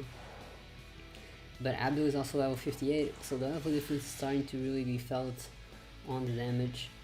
I also got extremely unlucky and missed one of the Black Draco strikes, which is just ridiculous, you know? Like, how did I get so many misses? On safety is like the category where nothing ever misses. It's safety. It's supposed to not have any misses. But still it happened. So now I finally use crit. I didn't want to use crit before I had 2 Mataru Kajas out, and you know, I had the attack plus 2. So now I can use it. I'll even throw the Dark Gems that I bought. And just use auto with Shikyoji so it's faster. And then Abdiel dies. I'm pretty sure it doesn't even die this turn, right? Because Shikyoji isn't gonna kill it. Yeah. So annoying. That's why it has so annoying stuff. Thankfully that missed. See, this is where the luck stack comes in clutch. I didn't even stop auto, I just kept auto going and it died. And there you go. Just like that, Abdiel is defeated. The other gods really don't respect Abdiel anymore. They didn't like her anyways. Now they don't respect her word. They're going to go for the throne. So we have to get ready for an all-out throne race. Or knowledge race. As everyone tries to become an Ahuvino. All we want to do is we want to defeat them before they become an Ahuvino. Because once they become Ahuvinos, they're going to get a little strong. We don't want that to happen. Especially for Shiva. But again, Shiva's strong enough. Shiva's not going to do anything. Now we have Mr. President over here, who is a god actually, and knows everything about the War of Gods and what happened in the past with the former creators and whatnot. Because you know he's a god, he was there. He's actually Tsukuyomi of the Amatsukami clan. He's the brother of the god that we fused with, who was actually Susanoo, who was made into a fiend prototype. It's I don't get it. It's cool, but I don't really know why they made. I don't get why they made Susanoo into a proto fiend when he could have just been a human in human form like Tsukuyomi is right now, or he could have just been a god like Abdiel is. Abdiel isn't really a god, but you know, I guess it's kind of a god, a minor god. Because Tsukuyomi, that same conversation, also said that Yuzuru, remember Yuzuru, I haven't mentioned Yuzuru in like an hour. Yuzuru is his knowledge, so with Yuzuru, he can become an Ahubi. And then after we go back to the meeting place where we defeated Abdiel, Abdiel tells the Zai that the Zai is her knowledge. So with the Zai in her hand, she can become an Ahubi, which she doesn't want to. She does not want to become an Ahubi. It's just a last resort, you know. She does not want to because that's against God's orders. But the option is there. It's important to always take in all your options. And now we go back to the dorms and we find out that Tao is still alive, but she's not actually alive. She's actually just the reincarnation of the goddess, which is the title, huh? and she takes us to the last area where all the other gods are gathering. This is where like they have the little territories. You have Odin's territory, you have Zeus' territory, and they have Shiva's territory, which is actually represented by Vasky. So I'm going to just say Vasky, because Vasky is like his spokesman. So we get Tau. Tau is very useful because Tau is level 60, but Tau will not be our main damage dealer. Our main damage dealer is also going to be in this area, the 3 demon that we get from quests. So here we just bookmark terminal, get a stone out, and we get going.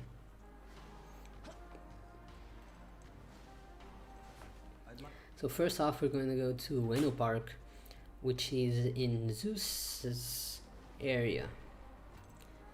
We want to go there because on the way we can talk to Futsunushi, which is a demon we want to get. It's a free demon. Futsunushi is level 70 once we get him. So he does a lot of damage. All of the gods are level 73. All of the last boss fights are level 83. So the level gap is just small enough that we are never weak, and we can crush them. That's all we need to do. He's a key to unlocking the end of the game. But before we get him, we still gotta defeat the one demon on his quest, which is Andromek.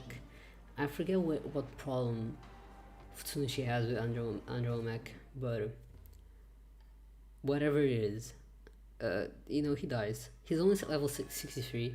I don't know which level, what level he is once we get him, but Futsunushi is just overall a better option.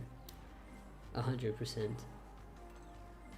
Very high physical stat. We use both of the battle switchers that we get throughout the game, and everything dies. And so we get this teleport over here, because this is right over there. This is like 2 steps away from this teleport. We go back to Ueno so we can get the other 2, so we can get somewhat close to the other gods, because before we actually fight the gods, we're going to be doing another skip.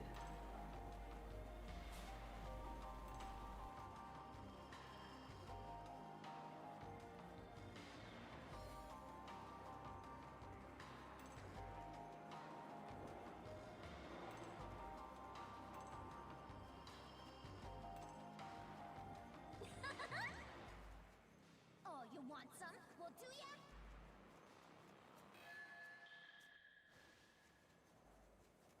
I think.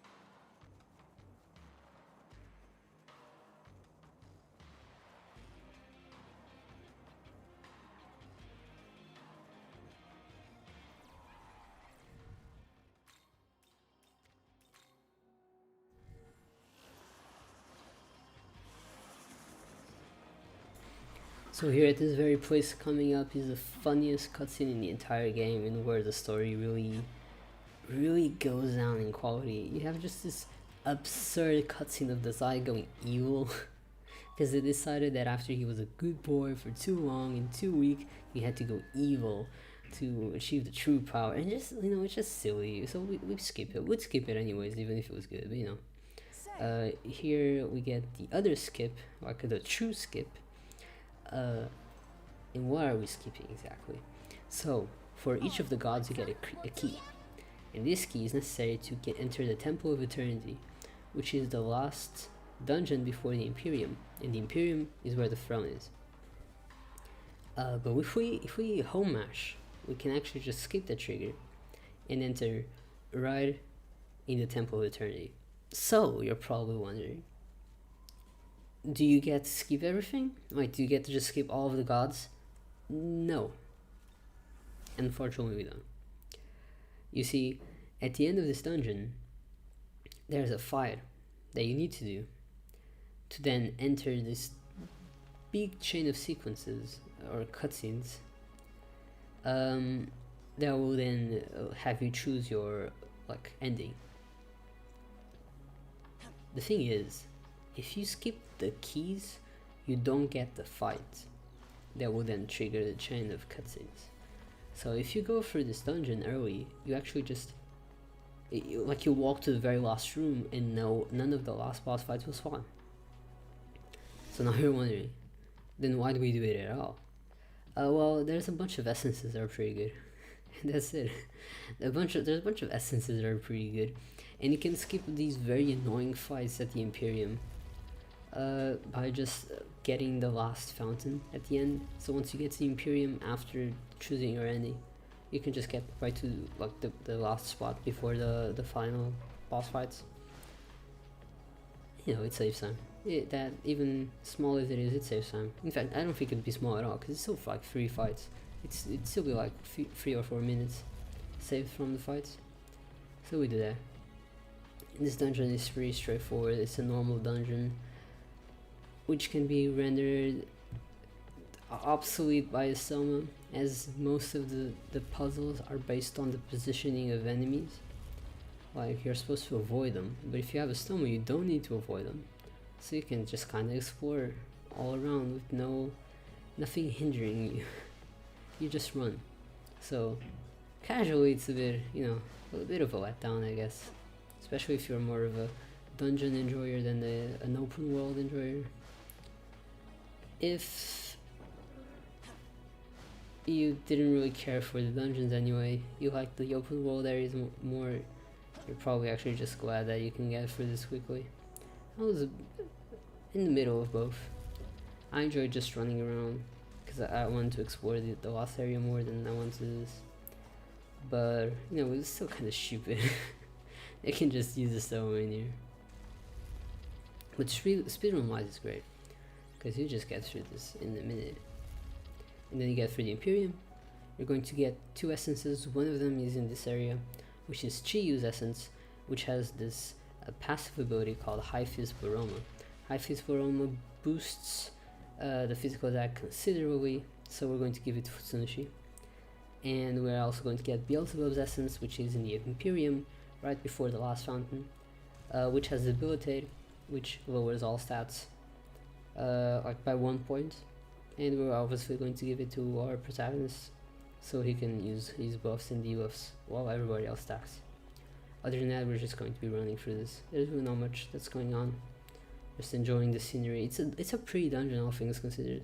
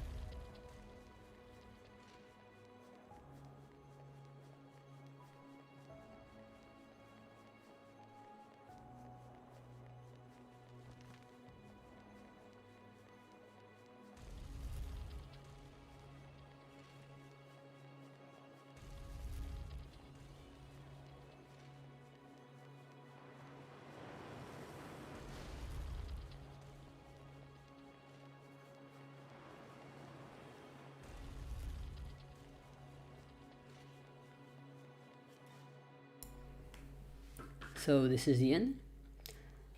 We get this teleport so we can get here, because obviously you want to get right to before the one fight that didn't spawn. Here is the area where you get all the cutscenes that obviously we're not getting any because we didn't fight the fight. But we can still get to the Imperium, no problem.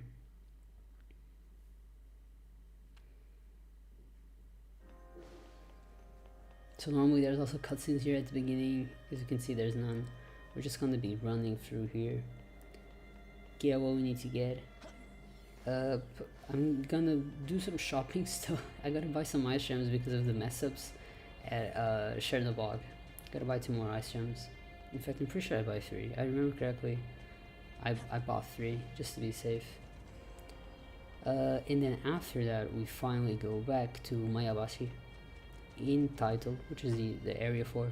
I don't remember if I've called it by its name yet. We go back to Title and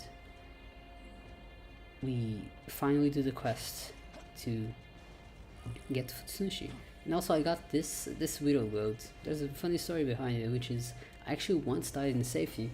For how much I say it's you know, safe and guaranteed and you never die, I actually died once, right at the second to last boss fight, which can still be a little dangerous. Now it's no longer too dangerous, you know, with points into luck, a different party. I don't see myself dying, especially because now I get the Widow Goat. And the Widow Goat is an attack that will just revive you to full health if you get to 0. And I started getting it after that incident. And you know, I feel like I don't need to get it anymore, but I still got it this time just in case. We're still adjusting the route. And yeah, as you can see right over there is the last fountain. And we can go on back to Taito after this. Also important to say, Chernobyl always drops a large glory crystal. And with this large glory crystal, which gives you 100 glory, you can afford 2 important things that we'll need, which is Art of Essences 1 and Support Mastery 1. So if we did more quests, we get more of these miracles. Support Mastery 1 will basically only lower the MP cost of support skills like buffs and debuffs, which debilitate is very expensive. So we want to lower that cost, even if only by 3 MP, to help for the situation of using debilitate. I also at this point realized that I should have just done this later, so there was no point in doing it now, because you don't really need debilitate for the next fight. So I kind of just went to Mayabashi. Art of Essences 1 is needed to actually get debilitate and High Fist Pleroma, because like I said earlier, essences have the entire skill set that a demon will learn. However, learned skills, that is, skills that the demons learn with level ups, are locked out by these miracles, which are Art of Essences 1, 2, and 3. As you get them by defeating abscesses, you then get access to these extra skills available in the essences. So thankfully we only need to get Art of Essences 1, because if not we have to do a whole extra abscess. And for this fight we just throw ice gems. He's weak to ice. I think I'm actually gonna use Ice Draco Strike, but it's arguably not even worth it. You know, you're still kind of deciding on whether or not it's worth it. You gotta use Mutaru Kaja. If you use an Ice Gem with MC and then Ice Draco Strike with Black Frost, actually do like a considerable amount of damage. So maybe it's worth it, but at the same time, I'm like, it's kind of slow. So I'm legit not sure what's better. I used it anyways in this turn, not this turn, in this run, but I'm still not sure which is the best. But yeah, just like every other fight in this game, he dies fast. And after this, we're going to go back to Ueno Park, backtrack to get Futsunushi, get him both of the Battle Sutras, get him High Fist Pleroma, get debilitate on MC, and we are off to the gods. Zeus is right there, so we do him first, and then you can do whichever you like first, either Odin or Vasky. It really doesn't matter, because you gotta walk to the fights either way. You already have the closest fountains unlocked, but you don't really have the ones that are like right in front of them. So either way, it doesn't really make a difference. Oh, you want some? Vasky always dies pretty quickly, so maybe Vasky would be a better option to start off with. I don't know. I mean, not to start off with, because Zeus is right here, so it's kind of like a waste to go to another fight. But I guess the second one, maybe Vasky would be better, and Odin last. But it's semantics basically.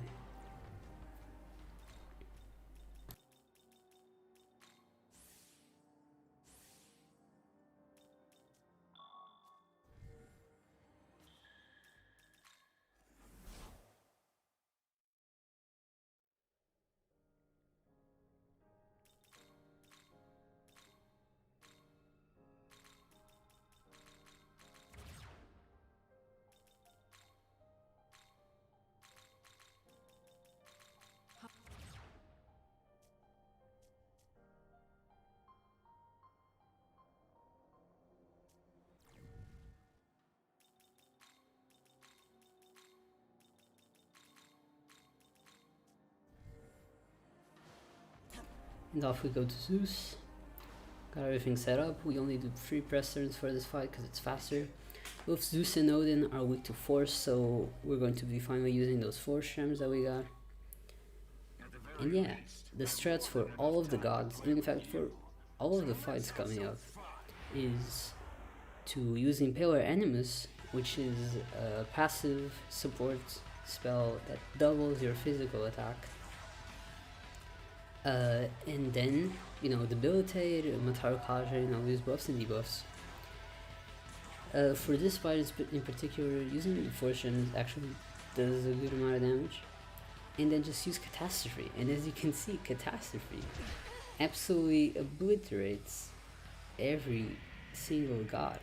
And normally he doesn't use this annoying attack that lowers your stats, because if he doesn't use it, he'll just die now. But because he used it, he didn't die, which is annoying, and it's slow. Normally he just dies immediately on the second turn.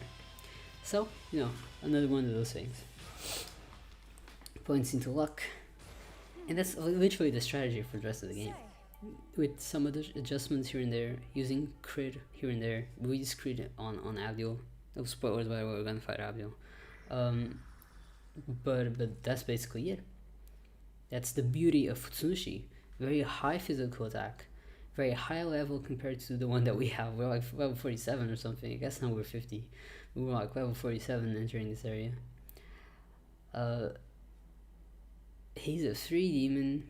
He's the weaker of the 2 options, or rather, sorry, his quest enemy is the weaker of the 2 options. If he had to get Andromech and fight Futsunushi in the process, it'd be more annoying, and we'd get a weaker demon in return. It's just very lucky. You can't say this game is hard. They give you these handouts. Oh, you want some? Well, it's never hard on safety. No matter how you put it, you'll always have an easy time. But it's definitely not hard when you consider these things. So for this run, I went to Odin next. Not for Odin, you gotta go like for a big walk around this area. This is actually a pretty cool area. It's probably one of my favorites. Looks cool. Has these disappearing stairs, and then you have Odin right at the top, looking nice and snazzy.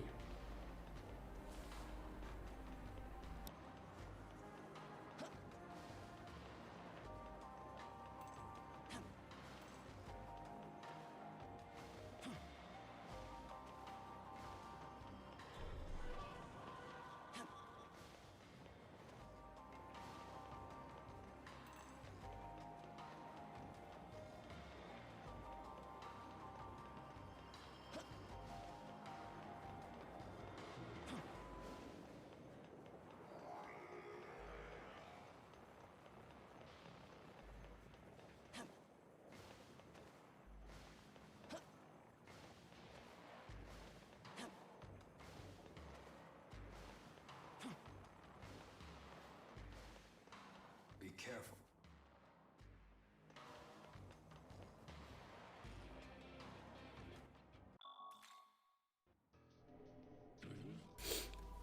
Alden asks you a couple of questions. So you can't skip all the cutscenes, it's the same visual. I don't even remember what he asked you. It's like, what's your feelings on the world? And you're like, I'm attached to it, or I don't like it. And he's like, yeah, it makes sense. Okay, now I'm gonna kill you. And he's not gonna kill us, by the way. He's going to die very quickly. In fact, I'm pretty sure he dies quicker than the Zeus. Because I still got that unlucky debuff with Zeus. He's still weak to force, so we throw our little force gems. Do some good damage. Boom, catastrophe. Catastrophe is through. I'm actually pretty sure on MP. I didn't even notice this, but that's not good at all. Oh, maybe I did notice it because I considered using a chakra pot, and then I was like, nah, he's gonna die to force gem, so I used the force gem, and he died. So yeah, another one down, one to go.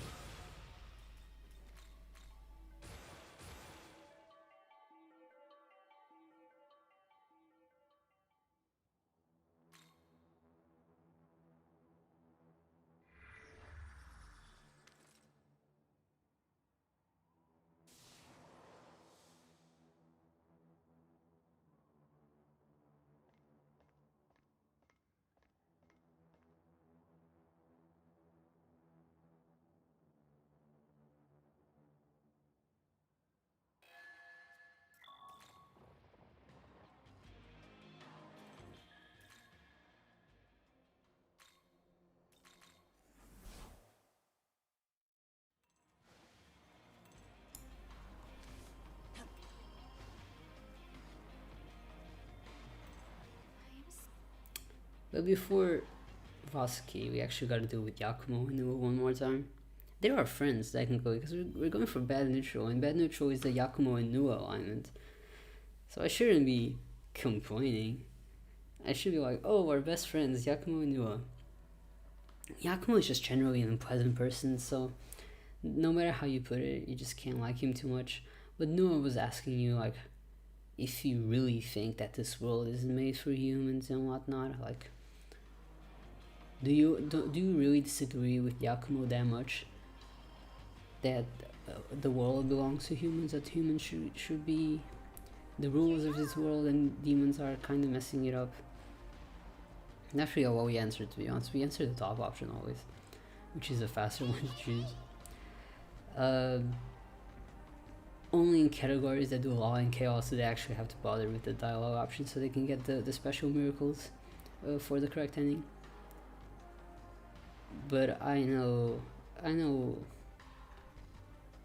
in the bottom of our hearts we agree with Yakumo, because we go for bad neutral.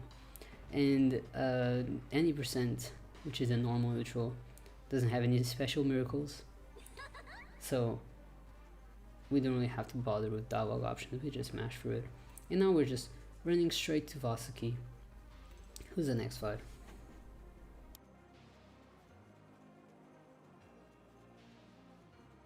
Here you go.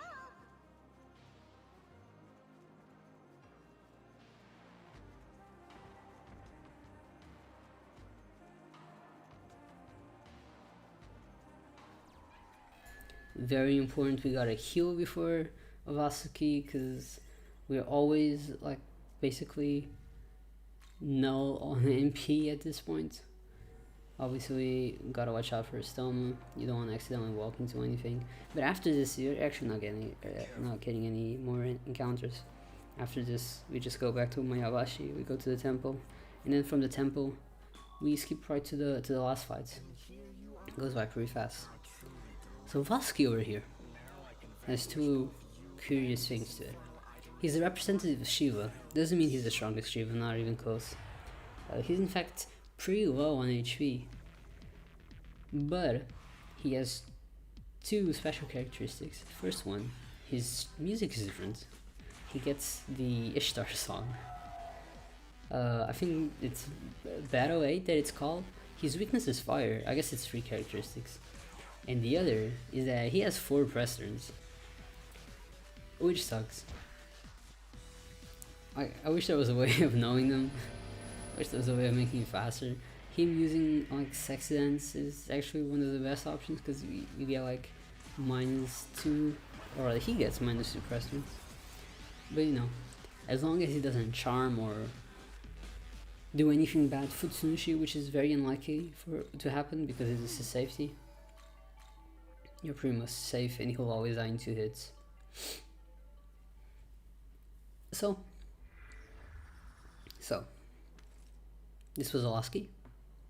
We can now go to the temple. And you're probably wondering, oh, you can just warp back right to the temple, right to the last fountain, you know? Like, right to that one fight that didn't spawn and you were all talking about it and now should spawn, and it will spawn. But it'll only spawn once you enter through the entrance, which is in Taito, after getting all the keys. So, Uzama Nozako, she's like off doing her own thing, I don't even know. Complete the quest, important to complete the quest. Get resist fees, which is useful, especially for Abio, and I guess for Tsukuyomi too. Oh, second spoiler. But we go back to Mayabashi, and we get through the bridge now completely unhindered by the trigger that we skip anyways. It's very easy to skip. And we go to the entrance.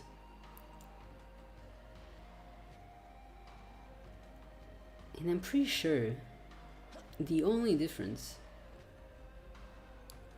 between just warping back, which will not spawn the last fight, and doing this is this very small cutscene in one dialogue box that actually registers the, oh, okay, quest is done, you can you like enter the temple and you're good to go. But the difference between going through here, because you're here already, you basically just walk to the first terminal and then warp to the last one, skip the entire dungeon. You don't really skip it because you've done it already, you know, just don't do it again. And you know what, I have no idea what I was saying. I have no idea what I was saying, but the important part is that you're here, and as you can see, the demon is now here, which is, oh, look, it's Metatron. Metatron is here to test your sins, or judge them. Maybe not test them. He definitely gets tested. Same strategy, empowers animals, use debilitate. He doesn't have a weakness, so we just pass with Tao. Tao is also about to leave us. You see, Tao never stays, if I remember correctly. She never stays for any of the endings. She'll always leave your party. Because she's actually the goddess, so she's reincarnated as the goddess, as the title says. And she can stay in your party playing Dollhouse, playing New God. She has goddess business to attend to.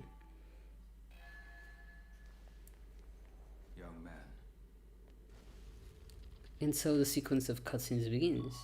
And what is the sequence of cutscenes? So, you've got Tsukuyomi and Yuzuru talking about how the world belongs to the gods, and there should be many gods, and there shouldn't only be one ruler god, there should be many. And that should be the way to do it. And then you have the law people, you know, Dazai and Abdul, saying that that's absurd. That if with many gods, the gods would just be at war at all times, which I don't exactly disagree with. I'm pretty sure, you know, like, I think they're right. I think they're right. I think the world would be at war at all times if many gods were ruling. But a single god also didn't do an incredible job. As, you know, he got defeated. He got, so obviously people weren't exactly pleased. He wasn't, like, he's not always nice. He doesn't always have the best judgment. So now you get to choose. Which ending do you want? The law one, the chaos one, or the Akumo one? Which I didn't even explain Akumo, but he's there too. You know, I think I've talked about Akumo and his line, that's enough. The humanity one, and we choose the humanity one. And why do we choose the humanity one? Because to get a true neutral ending, you have to do these certain quests that are very related to the true neutral ending. One of them being defeating Shiva. And why do we have to defeat Shiva? Because Shiva is actually going to destroy the world if you don't defeat him. So if you don't defeat him in law, chaos, or the normal neutral, he's going to destroy the world afterwards. He's just gathering power. So to get the true neutral, to get the true ending, you need to defeat him to make sure he doesn't kill your world that you just created after becoming a Nahubin and getting to the throne. And so what actually happens is for the 90% category, where we do bad neutral, we don't get the last boss fight. We only get two of them. We get Abdio, which is this one, and then we get the following one, which is Tsukuyomi, who are the people who are also trying to get to the throne and get to the other endings that we need to stop. And so as you might probably have noticed, I summoned my remaining demons, Bifrost and Shikioji. The reason why I do that is because I want the 4 press turns. I want to be able to use Impaler, Animus, and Matarkaja or Debilitate. I actually forget which one you do, it kind of doesn't matter. And like do as much damage as possible. We get an Impaler Animus first out. And then I'm pretty sure second turn I always use crit.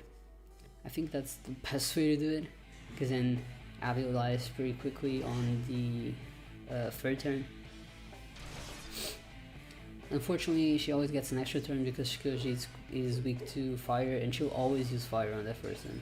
And if you get lucky, she misses and she loses press turns. If you don't, you know, she gets more attacks. She can definitely kill your like helping demons like Black Frost and Shikoji, which is very annoying because you lose your press turns. But you know, on the crit turn, use auto because it's faster and you get some damage out. And that's basically it. But it doesn't really advance the following turn. She's technically in her second phase now, and now she enters her third phase. For the third phase, she'll always use this physical attack first turn. I think, yeah, I got lucky and got a miss, so she lost both press turns and then just had these two. For sure, use Makarakan, and now she just dies.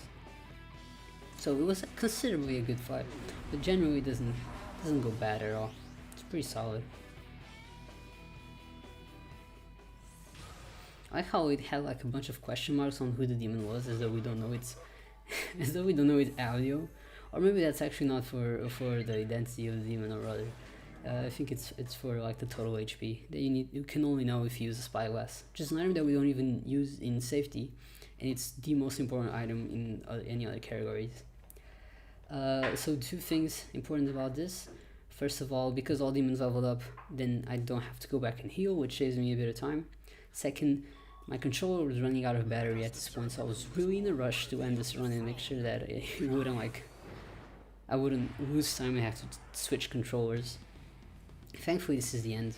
Third thing, I never split after Metatron, and this will reflect on this fight coming up. So same thing as usual: Debilitate, Impaler Animus, skip the turns, use Catastrophe, use the buffs and debuffs. I don't remember which one I used. Yeah, I used Mutara card, okay. I didn't remember if I used, I think I used Debilitate following this. We always use what is it called? Mabufubalion or something? Mabufubarion. On the second turn, and we just keep using Catastrophe. Because as you can see, it deals a lot of damage. And he'll always use Yabusame Shard, and then always use Myriad Slashes. Usually Myriad Slashes actually misses, so I was scared that if hitting it would kill, but you know, as you can see, not even close.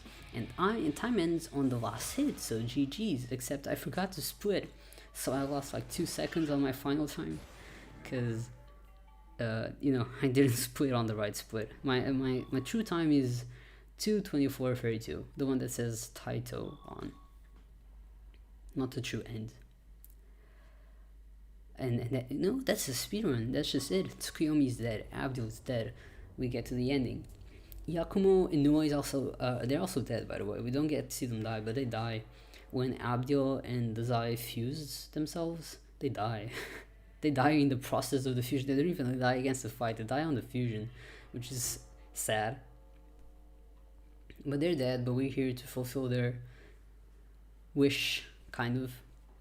Not really, because it's not true neutral. and Shiva is going to ruin the world. But, you know, it's good enough. And so safety is brought down just like that. And so maybe you are wondering, how did the time the time was 2:42 not so long ago.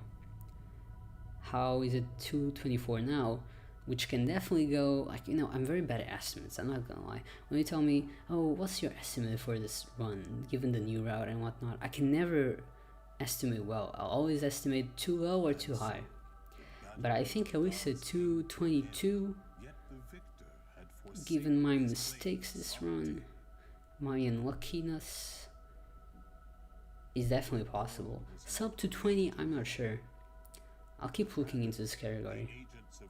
I'm looking to maybe submitting it to a marathon or something. So before I do so, I'll definitely look for more adjustments.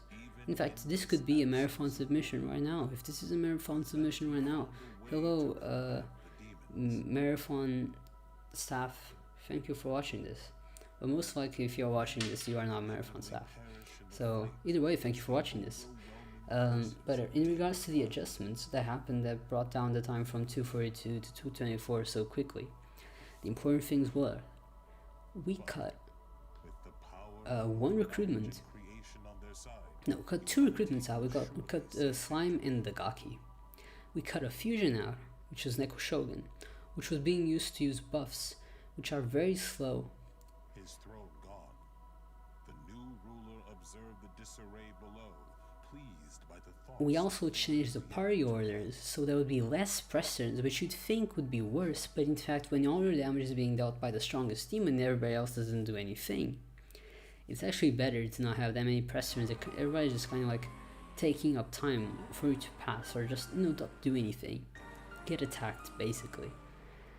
So we cut that out. Less demons turned out to be faster. We started using attack mirrors to have some boss fights lose press turns, which works out very well when it works out. And, you know, better chopping, like less chopping, like small things. Better movement, getting the repulse bells in area 2, getting a stoma earlier. And yeah, I think it all added up to this. I was not, like, when I started this, like, I thought I had done very small adjustments with cutting Gaki at that point. I think that was it. Like, I cut Gaki from my 232 and like just changed up some of the party orders so I'd use auto at the end to speed up the animations. I don't know how much I was expecting. I think I was expecting like hopefully like 3 minutes, and then I started testing it and it turned out to be a lot more time than I expected. A lot more time. So I don't know, I think your perception of this game as you play it is a lot more warped than with most other games. So yeah, I don't really know how much lower it can go, but I'm definitely going to keep pushing for it. And yeah, other than that, I think that's it for me. Thank you for listening to this Commentated Speedrun. Thank you for watching, and I'll see you in the next video / PB. Yeah, thank you so much. Enjoy the credits.